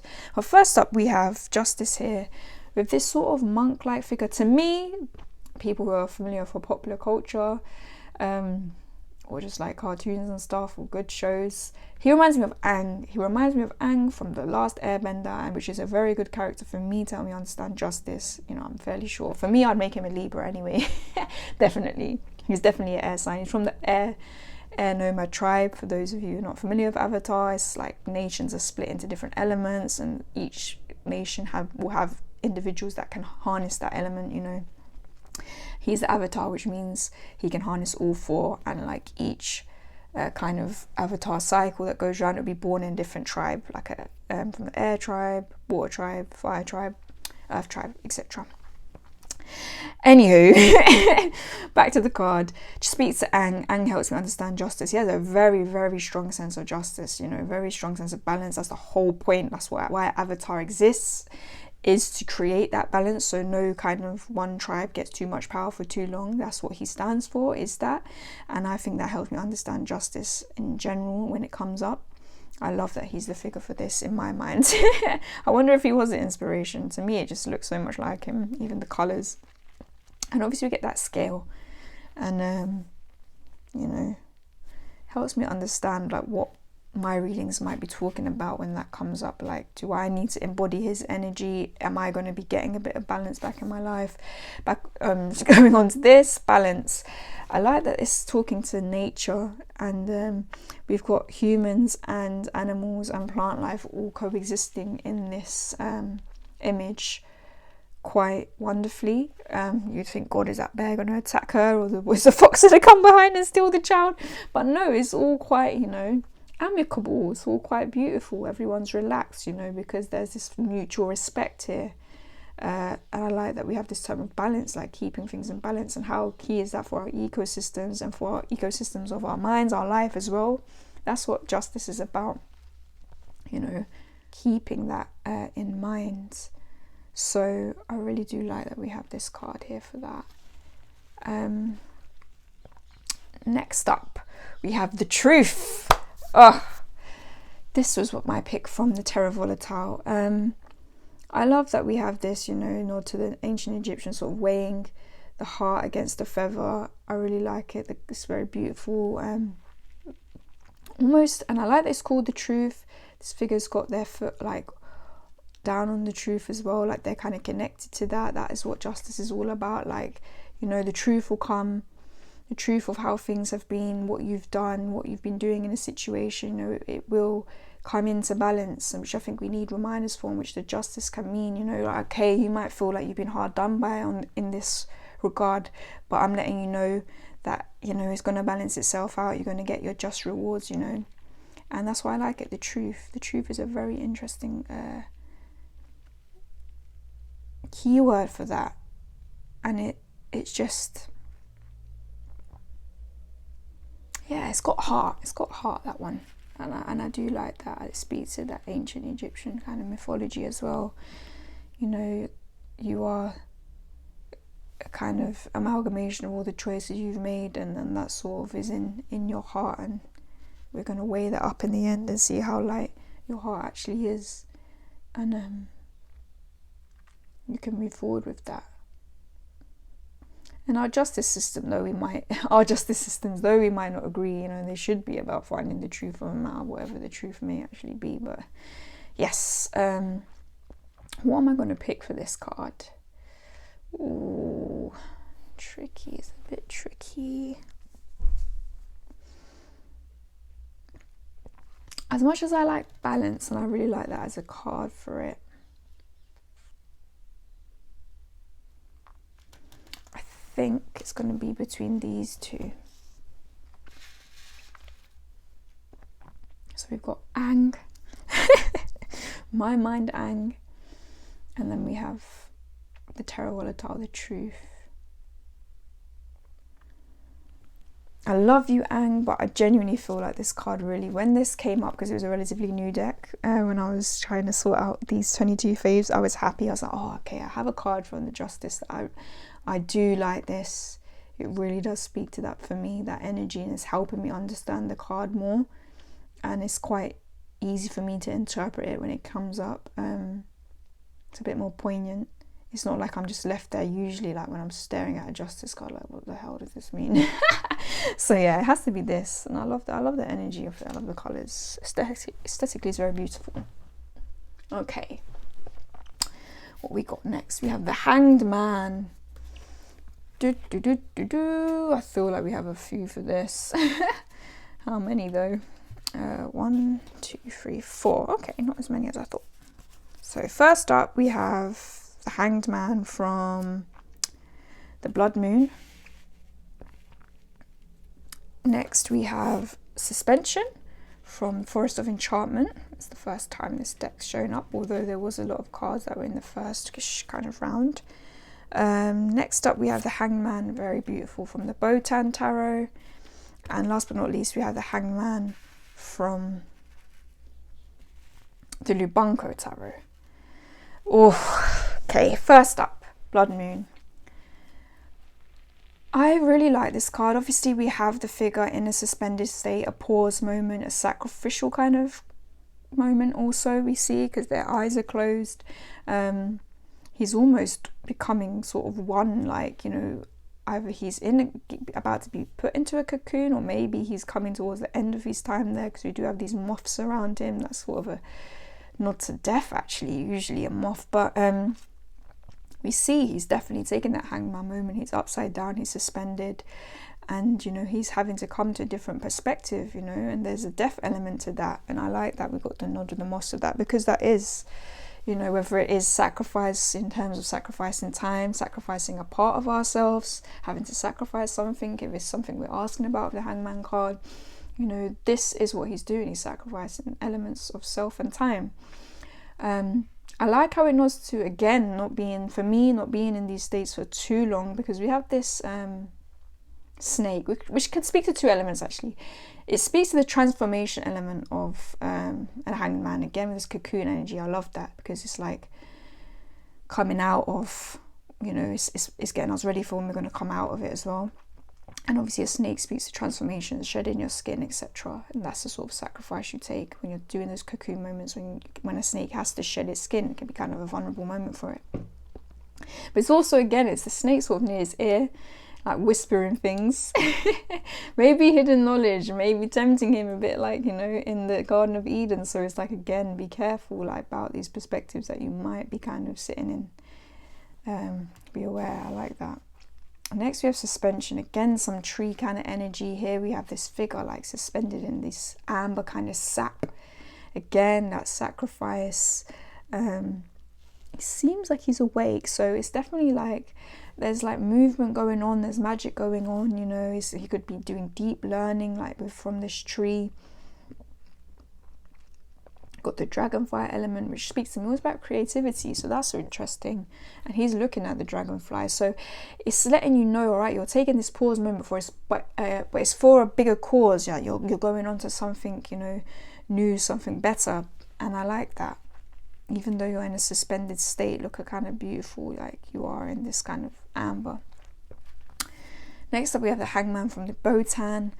I think this is just very beautiful that we have this sort of artist, you know. I'm not sure what they call this, like when they kind of dance and kind of do all the kind of gymnastics on the kind of sheets. I can't remember, but for me it's just such a beautiful card. The grace of it, you know, it takes a lot of time to learn to kind of do this sort of artistry, you know. It takes a lot of strength, and I think the Hangman, you know, that's a good reminder. You know, seeing life from these different perspectives, sometimes it does take hard work to kind of keep ourselves up there. She's holding herself there, you know, and suspended moments are not easy, man. To put ourselves on pause can be tricky, and I like that it speaks to that, but she's doing it so gracefully. And last but not least, we have the Hangman from the Lebunko. I do love this. Again, we have this sort of figure in a tree. I love that his head is kind of submerged in water, like almost really speaking to that, you know, that emotional body, that sort of psyche, that deep inner work, really trying to come to kind of a newer perspective on things. It also looks a bit dangerous as well, because like, what if that water level just rises and you're staying there? Because he almost looks kind of bound, actually. You know, you don't want to kind of drown in those sort of moments. Again, another card that speaks to those, you know, don't want to be in the suspended states too long, particularly if they're making you very emotional. That's what I always get from this card. But yeah, I do love it. I love the colors of this card as well.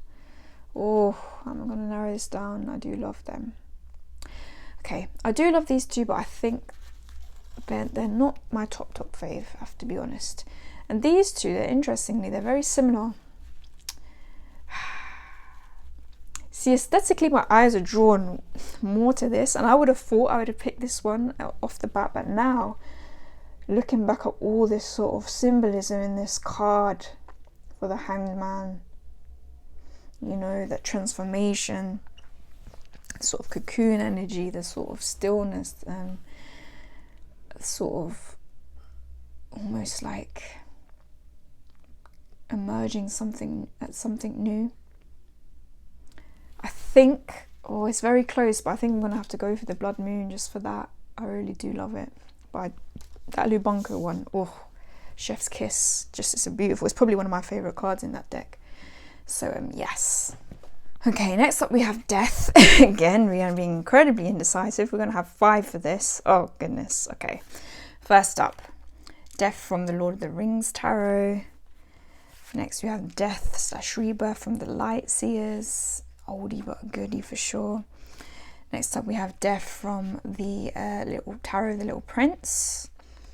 Then we have a Death card from the, you know, amazing collection of Death cards for his project in the Aliman's Tarot.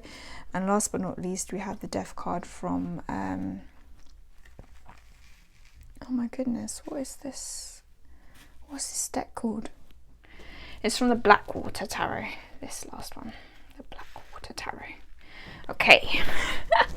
So first up, we have the Death card from the Lord of the Rings, the scene where Boromir is dying. We have a obviously a physical death, but for me this scene's so interesting because we have all these. We have Frodo. It's when the Fellowship splits off, so Frodo and Sam are going, you know, they're about to lose a member, so it's all about transformation. Everything is a turning point, and that's what Death is here to remind us of. It is a transformation, it is a turning point. It's not always the end, you know. This isn't the end of the road by any means for any of them. It's really just the beginning. And yes, it's sad we're losing a member. Deaths can be sad, but we still have to carry on. That's what I like. This encompasses it all in one scene. I love that. Next we have the Light Seers, Death and Rebirth. This is just such a striking card. It's often been one of my favourite cards in this deck, I have to say. I just like this sort of faceless kind of cloaked figure like we would see for Death. And it's like you're going and seeing, okay, there's new life here, you know. And it actually reminds us, you know, rebirth. Don't be scared about death. It's only a rebirth. It's just look at the endless possibilities. That's what this card says to me. That's what I like. Death, quite again a bit of a sad one, but you know the story. Obviously the little prince, you know, in this plane he gets bitten by a snake deliberately so he can make his way back up to the heavens to find his rose. And so it is sad, like, you know, because, you know, his time here is gone, but he's you can see he's going back up to the stars, the constellation, to his love. Like he's not actually dead, you know, it's just a transformation. So I do like that, and I really like that it was a snake used in that story as well, because it's again that snake and transformation. This death card is from the Aliman's Tarot. It's a bit weird because he's got this kind of tail and then sort of like a bird's skull on it. But I just really like that he's in this sort of the emotional body here of the water, but it's like coming up, and I love the figure's hand, like hand as a gift. It is that phoenix energy, even though it's like an eagle, which is interesting because it speaks more to like power and, you know, empowerment and coming back stronger, bigger and better. That's what it speaks to for me. Like, take this, you know, it might be a death, but look what can come from it. And I like the stance of this card, really. And last but not least, we have the death from the Blackwater Tarot, and it's like, wow, it's me, bitch. Just pulling off his cape. But I love it. I love that's the transformation I see in this card. Like, he's showing you for what he is. Like, you know, I am deaf, like, you know, and it's almost saying that don't be scared of me, like I'm this skeletal figure. But, you know, he's taken off his cloak, he's showing you that sort of change, that transformation, and like kind of come with me sort of thing. And I've always quite liked this card. It's just spoke to me a lot, that it's something about the imagery. I don't really find it too scary or creepy myself for some reason. I feel like he's just showing you, like, you know, death, this is what death is, so take it for what it is, you know. It comes for all of us. But it's merely just a transformation, you know. We're all just sort of wearing these kind of like human bodies right now anyway. This has gotten to some more macabre. It's meant to be sounding spiritual and nice, but it's sounding macabre, like we're just wearing like meat costumes. Like, do you remember the original Men in Black where that kind of alien gets in the guy? Oh, that freaked me out for a long time. 90s kids, you remember? Anyway, what I was trying to say was it reminds us of that sort of, you know, element of we're here just now, like, but we're all gonna go to bones at some point, but it's all right, that's okay, you know. It's not something to be scared of. So yeah, what am I going to pick? Oh, okay, I think I'm gonna take the Little Prince one out. Death and rebirth.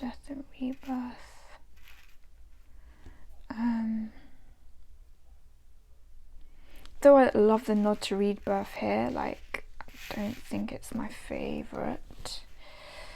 Narrowing it down.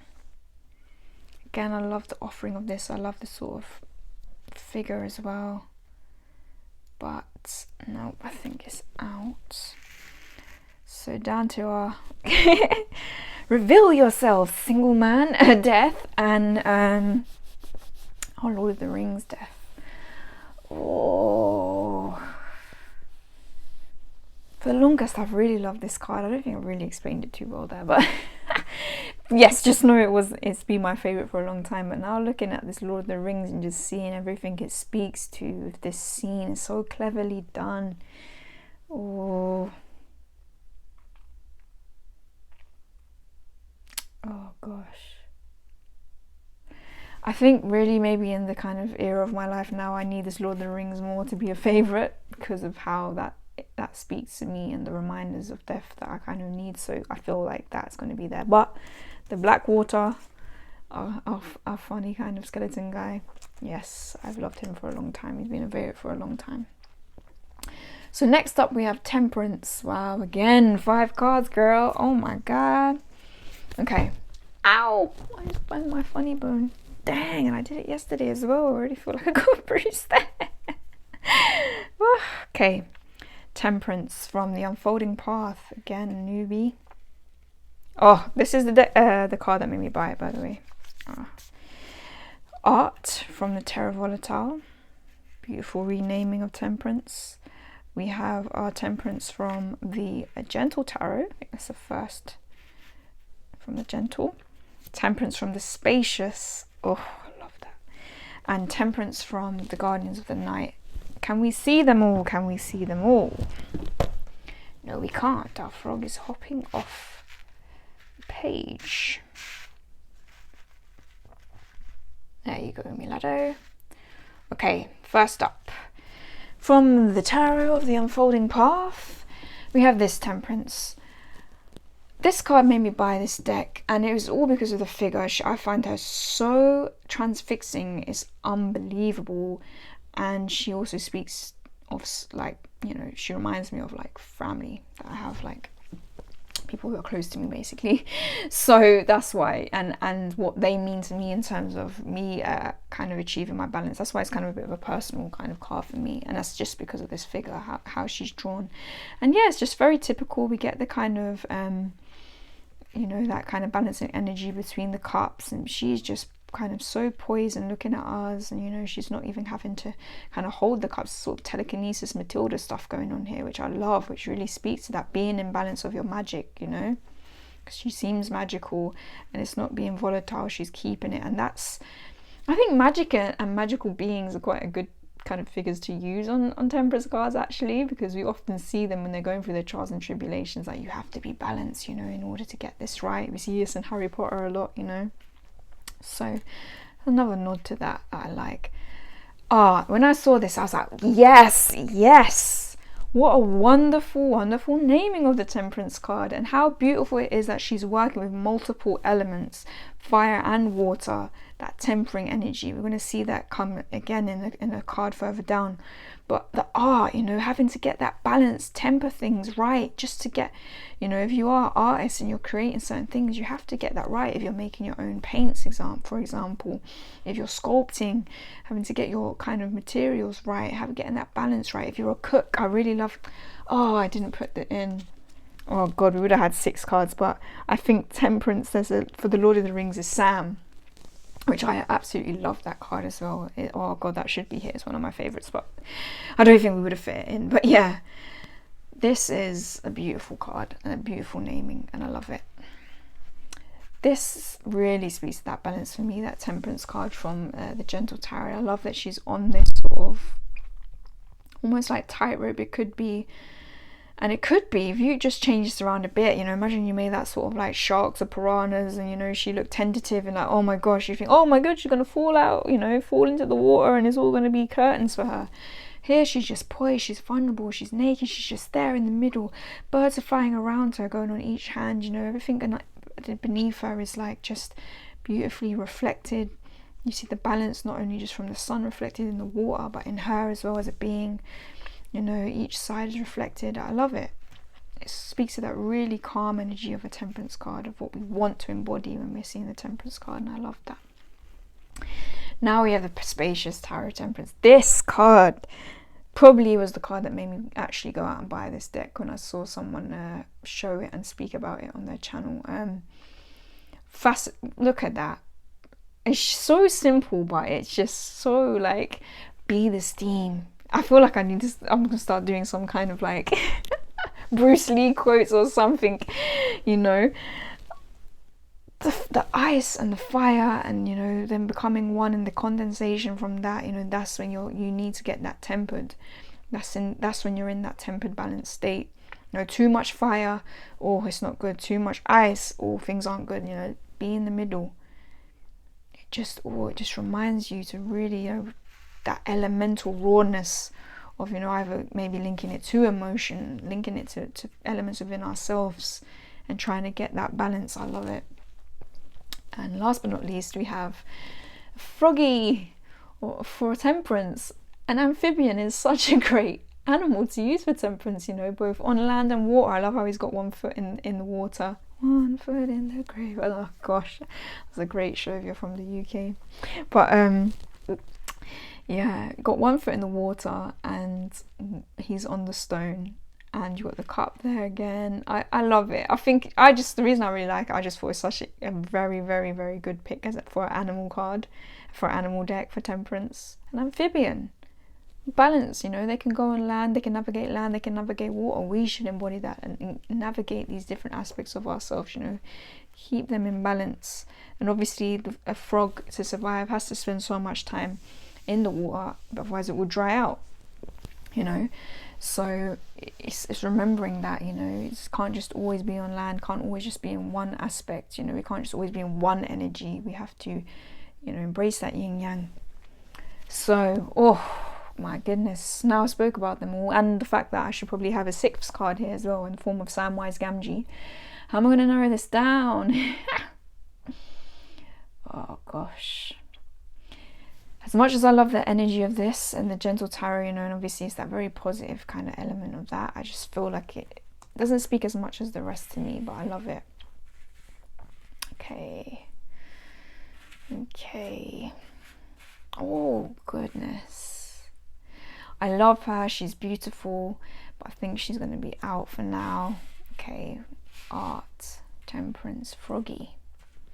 Oh, the more I'm looking at the frog, I'm liking it. I didn't think it would be. I thought it would just be like a nod to it. Oh goodness. Oh dear. Oh, okay, now I know what one's. Do I? Oh, this is tricky. Okay, I just take these as I really do love all of these three, really, like a lot. I'm going to put froggy away, but I just think fascinating. Like I said, great choice. Oh, art's throwing a spanner in the works. I genuinely always thought I was going to pick this one because to me it's just different. Really just, and I love a different temperance card because again, this is a card that can be quite boring for me. No one does enough with it in my opinion, but as you can see here, maybe I'm wrong because I have some decks that people have, hence why they're all my favourite. I love it. I love that it's art, you know, as an artist myself, and having to definitely balance out these sort of water and fire elements in myself. I have a lot, both of them in my chart. And I love that. Oh, she's almost like a sorceress as well. I have to go for the spacious just because this is just so simple. And that's what we need when we want to be like tempered and balanced. We need to keep things simple, don't complicate them, you know. See them in their elements, their elemental form, and this is literally that. So yes, the Spacious Tarot is my favourite temperance card. Great card that is. So next up we have the Devil card. How many do I have for this, lad? Okay, 3. I did better, guys. So first up we have the Devil from the Blackwater Tarot. Again, nice indie deck from London, I'm fairly sure. Then we have the Devil, a long time favourite, the one from the Light Seers, isn't it? I mean, he's so alluring, man. He's beautiful, but he's scary as well. And then last but not least, we have the Devil from the Blood Moon. Oh gosh, I'm getting a sore throat talking. I've been talking for so long, like my goodness. How long is this video going to be, guys? I might have to split this in 2. Let me grab a drink. Okay. First up, we have the Devil from the Blackwater. I just love, you know, one, this is just such a cool, like, I love black and white imagery, and I think this deck as a whole is really, really cool. I love that we have this sort of horned figure, like almost like he's keeping these, he's puppeteering these figures. He's got them chained, but it doesn't even seem like they're aware. Like he's just got them doing his dance, you know, the devil's dance. And he's almost got them in this liminal space, like he's keeping them in the dark. You know, he isn't in the dark, they are though. Like almost he's created this portal, and I love it. It's so menacing, and it does really speak to those attachment, those bonds. I always like when we have that sort of puppeteering or kind of chain energy of the devil, because that's what it can really speak to. What is governing you? Who is this to you? Like when I see this card, what is this? Like, what is this that has power over you right now that you need to like be paying attention to, because you're in this state of, you know, just dancing with the devil and unaware that you're being manipulated. Next up we have this guy, very alluring, and again you sometimes miss this with this card because he's so kind of alluring. He's got the strings attached to this being who's very like, oh my god, like I don't know what to do, like despairing. It's the eyes, they're very transfixing, and it does remind us of that devil energy of that, you know, it's not just, you know, devil energy is not just there as like this, oh, we know it's this sort of bad thing. No, it's alluring. That's why we kind of get caught up in it in the first place. Maybe it is, you know, it can speak that sort of sexual or lustful or attractive kind of nature of things. It can speak to people maybe not, or things not presenting themselves as what they are. Like he's very beautiful, but obviously what he's doing is not making this figure very, very happy, you know, or that element of, he might be this figure as well, that element of him, you know, maybe it's addiction, whatever it may be, attachment issues, it's not serving him, you know, it's keeping him really like in a bad place. and you know, everything's strings attached, you know. That's what we need to remind ourselves of. It might look beautiful, it might look great, but are there strings attached here that are down the line going to make us not feel great? Be aware of that. That's what the devil says. It's a warning. It's a warning card, you know, and a reflective card. So last up we have this very wonderful, very symbolic, symbol rich, I would say, card from the Blood Moon. I loved reading the artist's kind of mind space behind this. We have this figure again, very trapped looking. All these fawns, you know, are like holding them in. There's death, you know, all of these moth energies, and like things are dying here, like they're trapped. Like you have to accept, if you're in a devil moment or you're not confronting the devil, you're gonna maybe end up in these situations. Now he's got a mirror, and I like that. I love that element of having to face yourself, face these sort of things. It doesn't look like he's quite able to, you know, he's quite forlorn by the looks of it. He could be trying to raise his head. What he doesn't realize is if he does do that work, that if he can reflect on these things, these attachments, these addictions, you know, these things that have a hold over him, that are not serving him, he'll see that there's a key on this moth's or butterfly's wing, and through those reflections he'll be able to open this mirror, which could be a portal into something better. You know, the light wants to shine through. The light is there not to scare you. It wants to shine a light. The devil wants to shine a light. When the devil card comes up, it's about shining a light on something you're not paying attention to, you know, and facing yourself, you know, facing yourself. And that's why I really love the mirror aspect in this, and how the way you break free is by facing yourself. So they all have very interesting elements that speak to the devil card. Oh, this is a tricky one, this. It really is. I love him. I love how he speaks more to that really alluring energy of the devil. I really do. And he was a really long time favorite for a long time, when this was like, you know, one of my first decks. But I think these two will have to give their moment, their time to shine. Who is that? I really do love the puppeteering aspect. I really do. But then the facing yourself. Oh.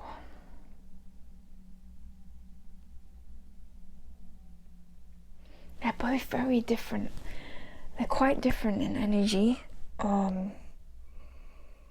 This one's more to me like about that really deep inner kind of shadow work, looking, confronting yourself. And this is more about maybe the external things that could be having that aspect to you. Oh, dang.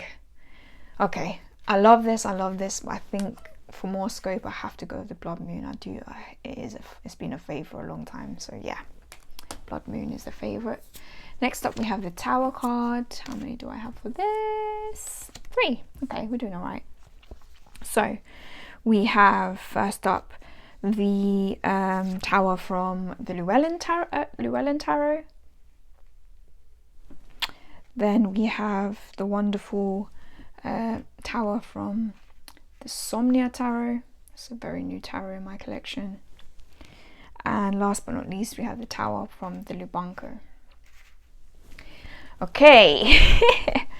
Oh, this might be a bit tricky. It might be. Okay. Dang. Okay, Llewellyn. Why have I chosen this?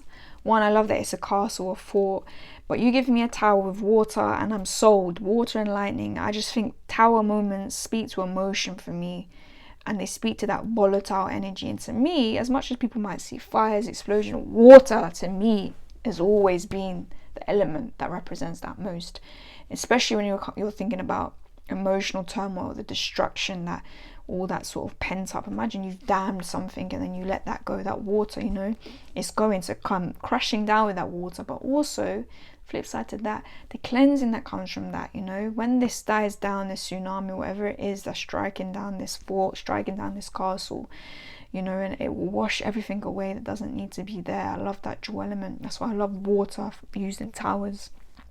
It doesn't shy away from that sort of tumultuous energy, but also that sort of resurgence, that rebirth, that cleansing that needs to happen, you know, with a tower moment, that starting again. Almost like being baptized, right? Baptism of fire, but baptism of water.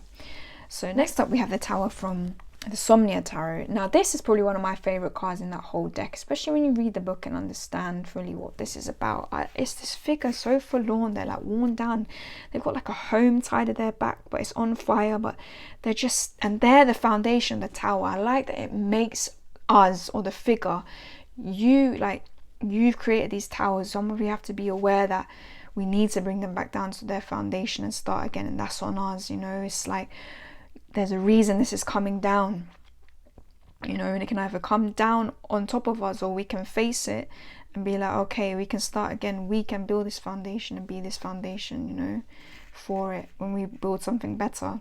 It's also like if he's not facing this, he literally could, the author says that he could just put the fire out if he just got up and did something or acted differently, but he's not. He's just choosing to stay there in that tower moment and letting it burn down on him.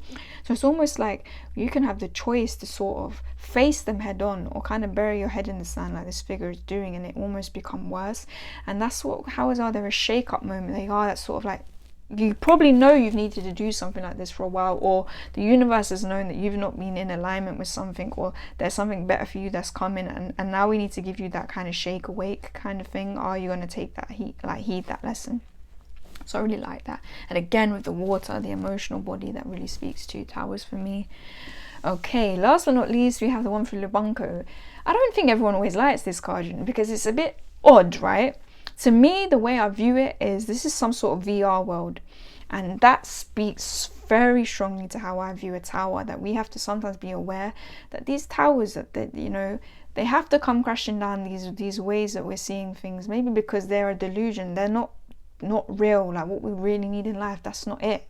You know, we need that shake-up moment, like there's something better for us. You know, it's on shaky ground anyway. Like, is it real? If it's in VR, is it real? You can see all the cracks coming to it, and it's been doing its best to stay up, but it's like, no, like it needs to come down. It's an illusion. This tower is an illusion. What you've built is not meant for you, you know.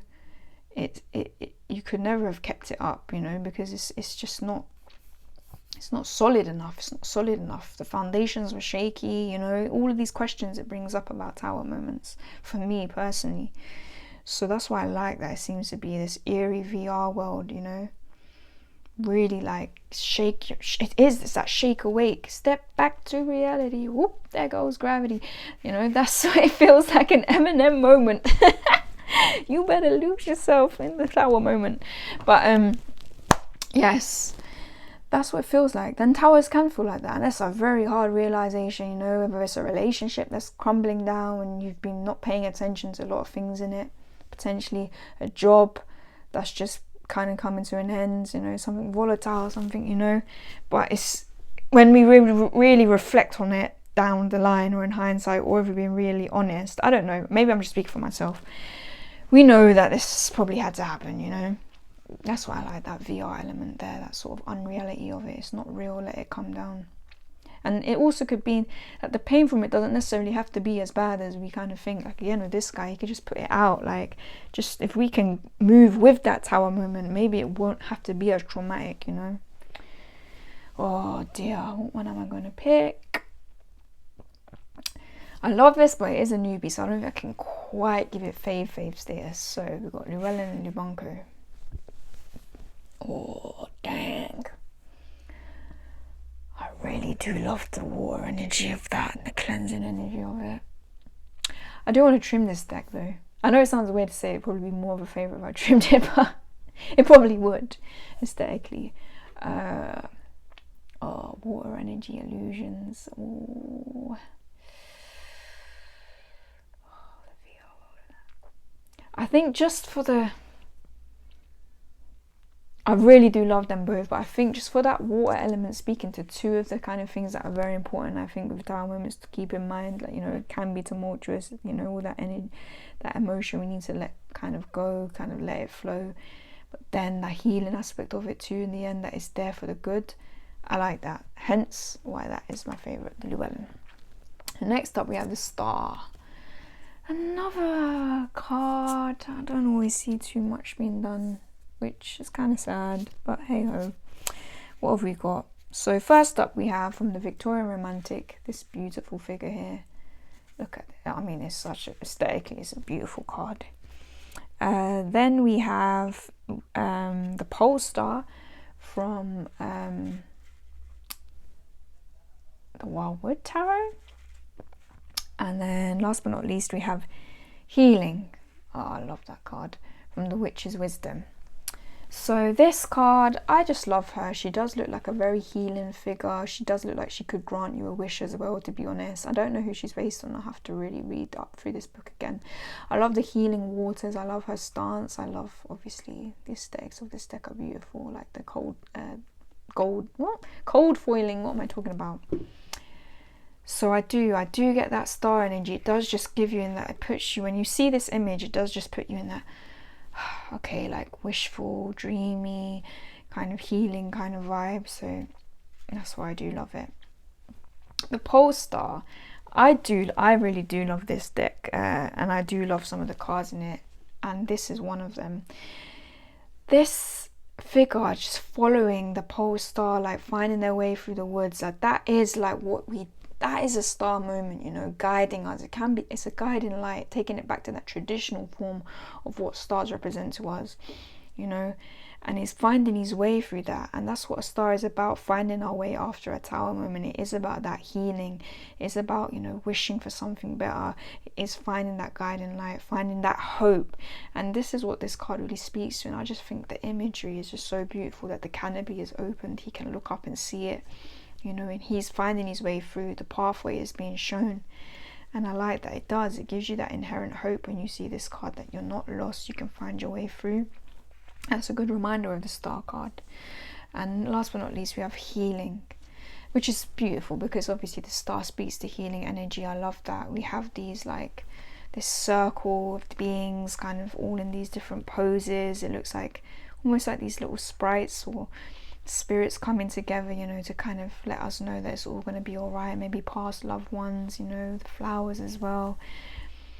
And it does, even just the colors, like them soft blues, is interesting. We see that a lot with the star card, them blues, you know, them upper chakra colors, you know, just them calming colors, like it's going to be all right.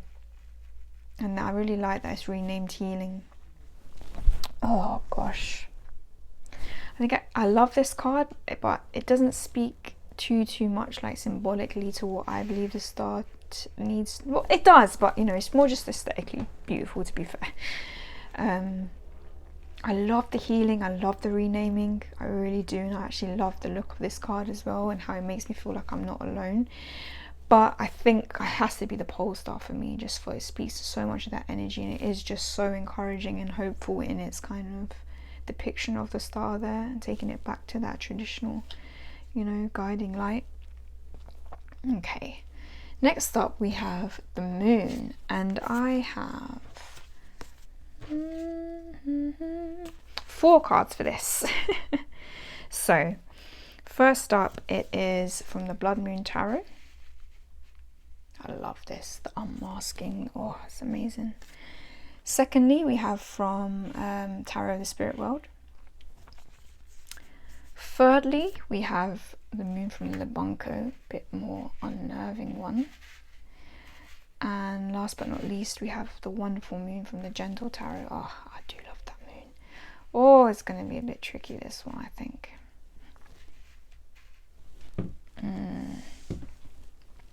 So first up, Blood Moon. I love this kind of element of the mask here, and that also becomes the sort of lunar cycle. It's like shedding these masks, shedding these fears, shedding these illusions. That's what the moon speaks to a lot of the time. Stripping things away, facing those fears. What is real, what is not, you know, what is illusion, what is reality. And I love that. We have this figure here, she's quite ghoulish, kind of a little bit scary to a degree. She could be the moon figure, but then all these different masks. It looks like we have different elements that speak to the moon here, actually, because we have the rabbit, we have the owl. These are two kind of, I've just noticed that, animals that really do speak to that moon energy, so that's interesting. We have that subconscious energy with, again, the water, so speaking to the intuition, the sort of magical element of the moon there, that reflective element of the moon. I just really love that, man. I just love the cycle energy within that. Okay, Next up, we have the moon from Tarot, the spirit world. Again, I just love it. It's simple. We have the spirit here. If you can see, if I flip it upside down, she's reflected almost this moon goddess. So it could be our own intuition, could be ourselves, could be our own fears. I just love that the moon is peeking through the reeds and is being reflected in the water. I love a moon with that reflective energy. I really do. I think another one that has that is the Llewellyn Tarot. Probably could have put that in here too, but we would have had way too many cards. I love it. It's almost that reflect on things, face yourself, you know, be at one with your intuition, listen to that inner world, that subconscious, you know, notice what's real, what's not. I love it. It's just such a beautiful kind of card. Well, here we have a more menacing moon. This was the card that made me buy the Lubunko. I find it fascinating, this sort of swamp thing figure. This sort of stream of consciousness. I love that, like the stream of your subconscious and this figure. What is it? Your own fears coming out to confront you under the moonlight. I love that, because that's what a moon card is about, especially if we're looking at it in the shadow work kind of way, which the Lubunko deck, again, I said it for me is a shadow work deck. This is all about confrontation, confronting those kind of fears, looking what's under the moonlight, seeing it for what it is. You know, this really does look like the beast from Over the Garden Wall as well. I just noticed that. And he turned out to be, alright, maybe I shouldn't, you know, spoiler alert, if you haven't watched it and you want to watch it, just skip this little bit. But yeah, he turns out to be not all what he seems. And you know, if you face him, that's, you know, that's how you beat him, basically. So this is what this is all about, facing your fears, facing illusions, facing your own inner kind of world that you're not paying attention to. And I think it's just a confronting card in a very good way, that one. And last but not least, we have the moon from the Gentle Tarot. Again, I just love this surrender energy of this, to be honest. It's a way more gentler, but it's like when this figure has faced the moon and is just taking it all in and is just surrendering to it and really becoming enlightened. I feel from that, and I like that. It's almost like a different stage of the moon, like from this, you know, this is about, can you confront your fears? This is when you've done it, or when you're in the process of doing it. And almost like looking like the moon is on your side, the mother moon's on your side. She has a face. I like that, shining a light on this figure. Again, we get a lot of that divine feminine energy that the moon speaks to too here, which I like. So yeah, as you can see, the reason I have a lot of different favorites, because they all speak to different elements of the moon for me, and we need that. That's why I have multiple decks anyway. So what is my favorite though? This is going to be tricky.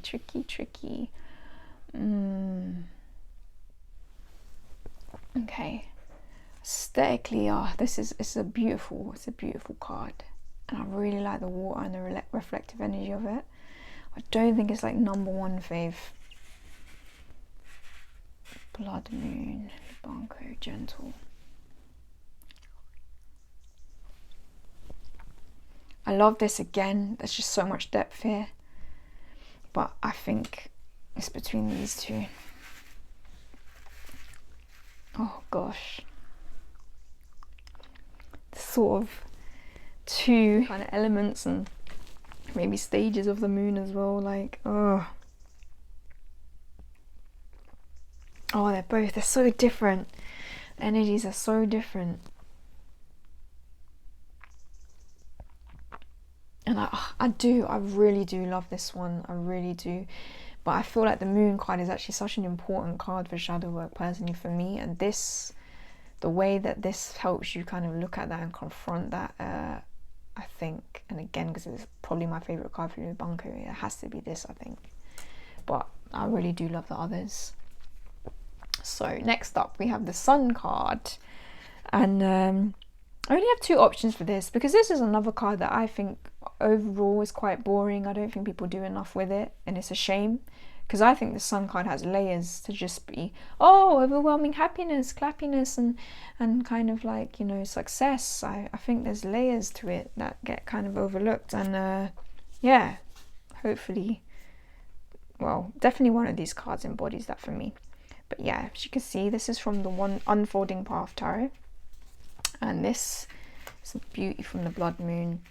So first up, this one, I love it because I just love his energy, and just reminds me of my friends, like when we're going, you know, out on a summer's day and like kind of just getting the picnic going, and that sort of, it embodies that warm, and the warm sun on your kind of feet out in the grass, you know, with good company, good music, good food. And that's the sort of energy we want to embody with the sun, you know. That's the sort of energy we would want more of in our life, and that's the encouragement when we see it, that we can have it again. And I just love him. He's just so happy looking. He's young. Obviously he's not a child like we usually see on the sun card, but I like it. He's still got that childlike kind of mannerism about him, you know, that magic.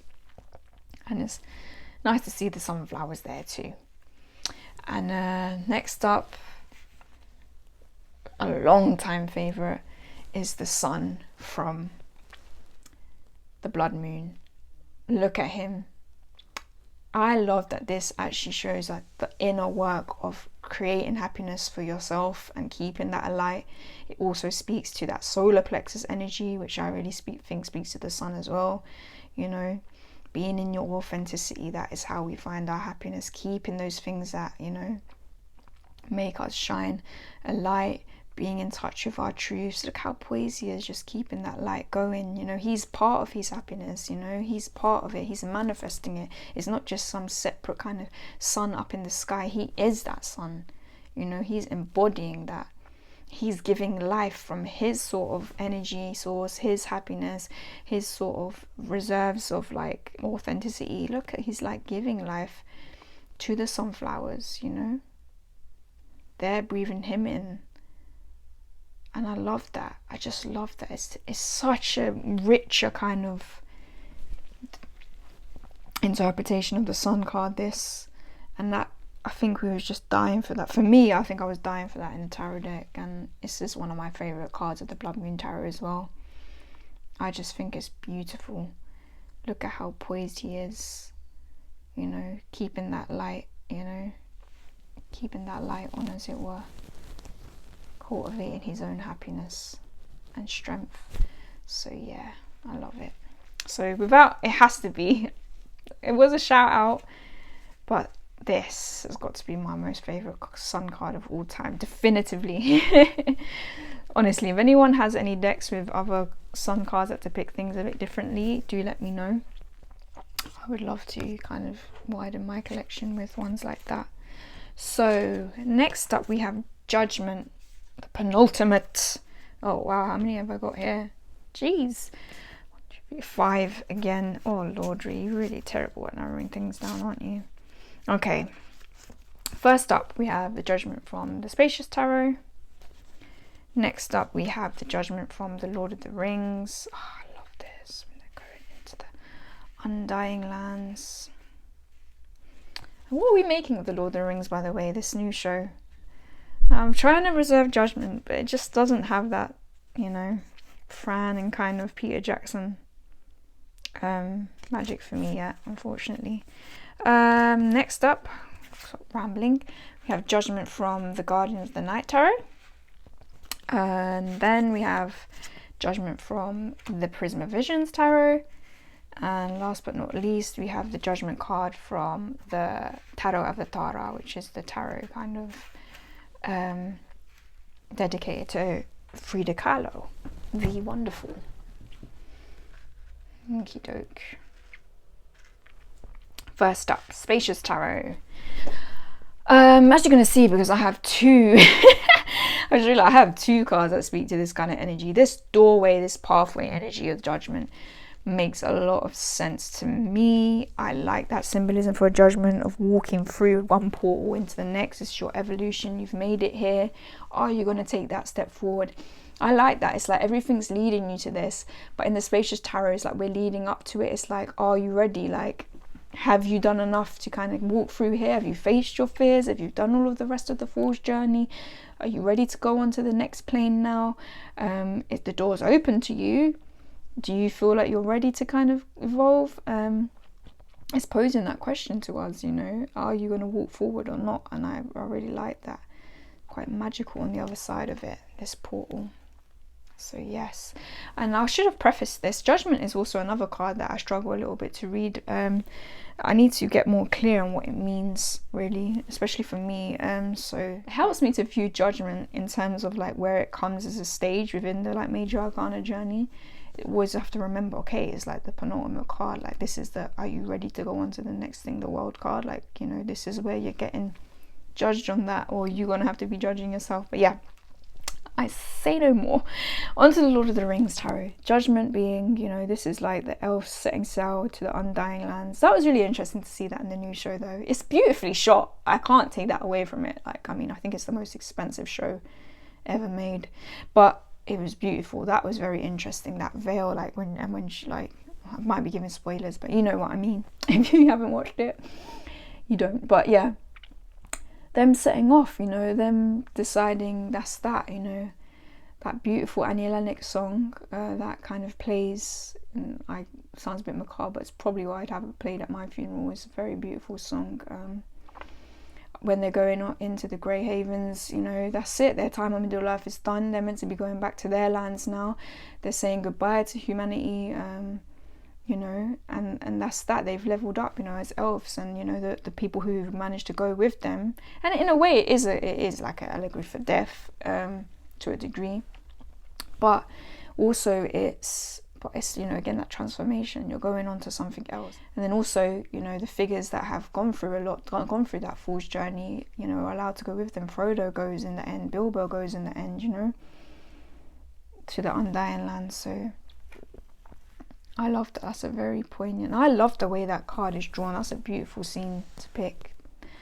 Next we have that lovely, again, that transformation, that evolution in the form of a snake shedding its skin. Great imagery and symbolism for a Judgment card. That really helps me get it down. Like, okay, it's what Judgment's about. Outgrowing this, going on to the new. Have I made it? Yes, it's time. I like that. Very to the point. I love that it's leaving it behind as well. The snake is moving forward. Next up, Prisma Visions. Again, back to that door energy. Some Monsters Inc. energy. No, what this actually reminds me more so of is, if anyone's watched a show called Being Human, I'm sure there's an American version, but don't worry about that. Just watch the English version. Watch the UK version, because if you like Aidan Turner, who is a very beautiful Irish man, the guy from Poldark, by the way, and he's actually in The Hobbit as one of the dwarfs. Is it Killy or Philly? Yeah, him. He plays a vampire in that. There's a vampire, a werewolf, and a ghost. They become roommates. Yes, you're sold already. But anyhow, the ghost in there, the figure, there's like, when there's anyone that's kind of passed on or meant to have passed on, but they've got unfinished business and they resolve it, a door appears. You know, it's quite normal. We see that trope quite a lot, but I love that as an aspect for Judgment, like going through, it's into the unknown, but you're walking again, much like the spacious one, into another plane. This is kind of a vortex of kind of grabbing you in, like alluring, but it looks a bit scary. And like in that show, Being Human, it is a little bit like, because we have one character that really kind of puts it off, like, do I want to do that? And you know, there's some scary moments too. And Judgment can be scary. The word judgment in and of itself, we're going to see it really interpreted different in the next card on, which is interesting. You know, being judged, you know, is not always an easy kind of place to be. We feel like, oh gosh, we're there before whoever, or we're there before ourselves, and we're trying to say, oh, am I ready for this? Or are they telling me, am I going to be like, are they going to be dictating whether I'm ready for this, passing judgment over me? But you need to be aware, like, you've done that stage, you've evolved, the door is open to you, all right? It's open for a reason, like, kind of, it's time now. So I like that. And next we have Judgment from the Tarot of Atara, and this is the wonderful Frida, and she's just getting kind of poked and prodded in this. And this card speaks a lot to, you know, how we're all judged in life, you know, how, you know, all you can see like money being put on her artwork, you know, really for her it's priceless. It wasn't really just about the money and what everyone else's value they're making of her, that value judgment they're making on her and her artwork. It's about, this card speaks to, when we draw this card, to look on judgment more as a self-judgment thing. Like, you don't always have to be looking at it as some, like, you know, whether the universe is trying to judge you for what you've done, like other, you know, other people. It's about, how do you feel like in your journey right now, like being honest with yourself. Like, can you hold your head high and be like, okay, I've made progress, you know, And I like that. It takes it back to self. It takes it back to something we can relate to kind of in the material world, of the actual kind of being judged by external forces, etc. And yeah, standing in our own power and understanding how far we've come in the evolution and how kind of great we are. So, oh goodness, what one am I going to pick?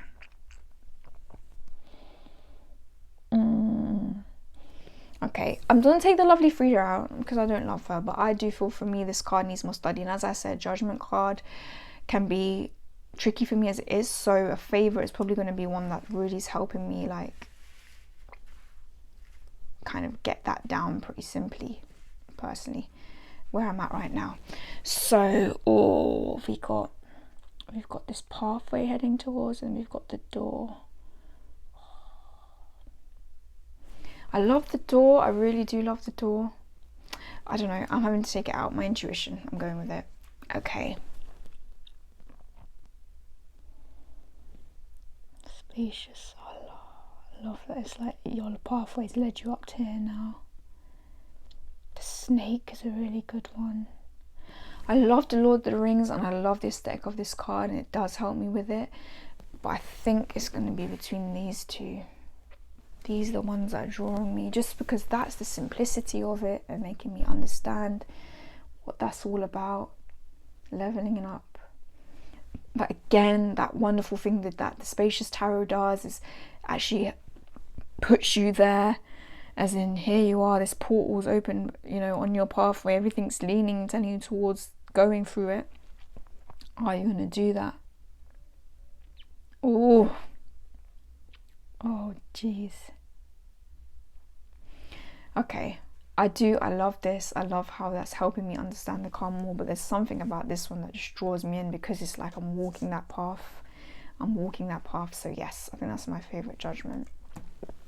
And last but not least, we have the World card. Oh my goodness. So first up, I have the Wide World, and I love this. This is in the Forest of Enchantment tarot, and it's like we have the same figure, which is this kind of white stag who's in the fall, and I like it. It's like he's with us as we're entering the enchanted forest, and now he's here as we're leaving. Now we have the World card. Oh, very fascinating, from the Witch's Wisdom, and last but not least, the World Tree from the Wildwood Tarot. Okay, jump back into this. So yeah, like I said, the stag here in the Wild World, he's let us know, look, you've made it through the forest now, you've done all your trials and tribulations, look at everything stretched out before you, you've done well, my friend. And I love that we have this sort of guardian or friend of us that's kind of taken us out of this sort of wood and showing us the expanse, you know, of our next adventure to be going on, you know. I really do love that. Yeah, it just warms my heart, this, because it does make you just, it's that sigh of relief, like, oh my gosh, we've made it, and like, wow, look what we've come through to, you know, next adventure, you know, that's what the world is about. Yes, the ending, but not like as in the be all and end all, you know, there's still adventures to be had. Now this is very fascinating. If you're familiar with this deck, the Witch's Wisdom, it changes, obviously there's a lot of name changes throughout the Major Arcana in that deck, but also it changes the order. So really, like, the World card is the kind of beginning, and I really like that, particularly as an older person. I say older, but like, you know, someone who's been through shit, has been through a bit of life by now. You know, you realise that world moments are about often leaving things behind, you know, and still pushing forward, you know. It's not just that full energy of like, you know, nothing on our kind of shoulders. Like, this reminds us that, yeah, you know, we've had to leave things behind now. You've got to pack up what you have and go, kind of thing. That was probably home at some point, you know, where you've made it from. It's also a reminder that, look, you've made it through all of these trials and tribulations. Be happy, you know, you're making it on your way.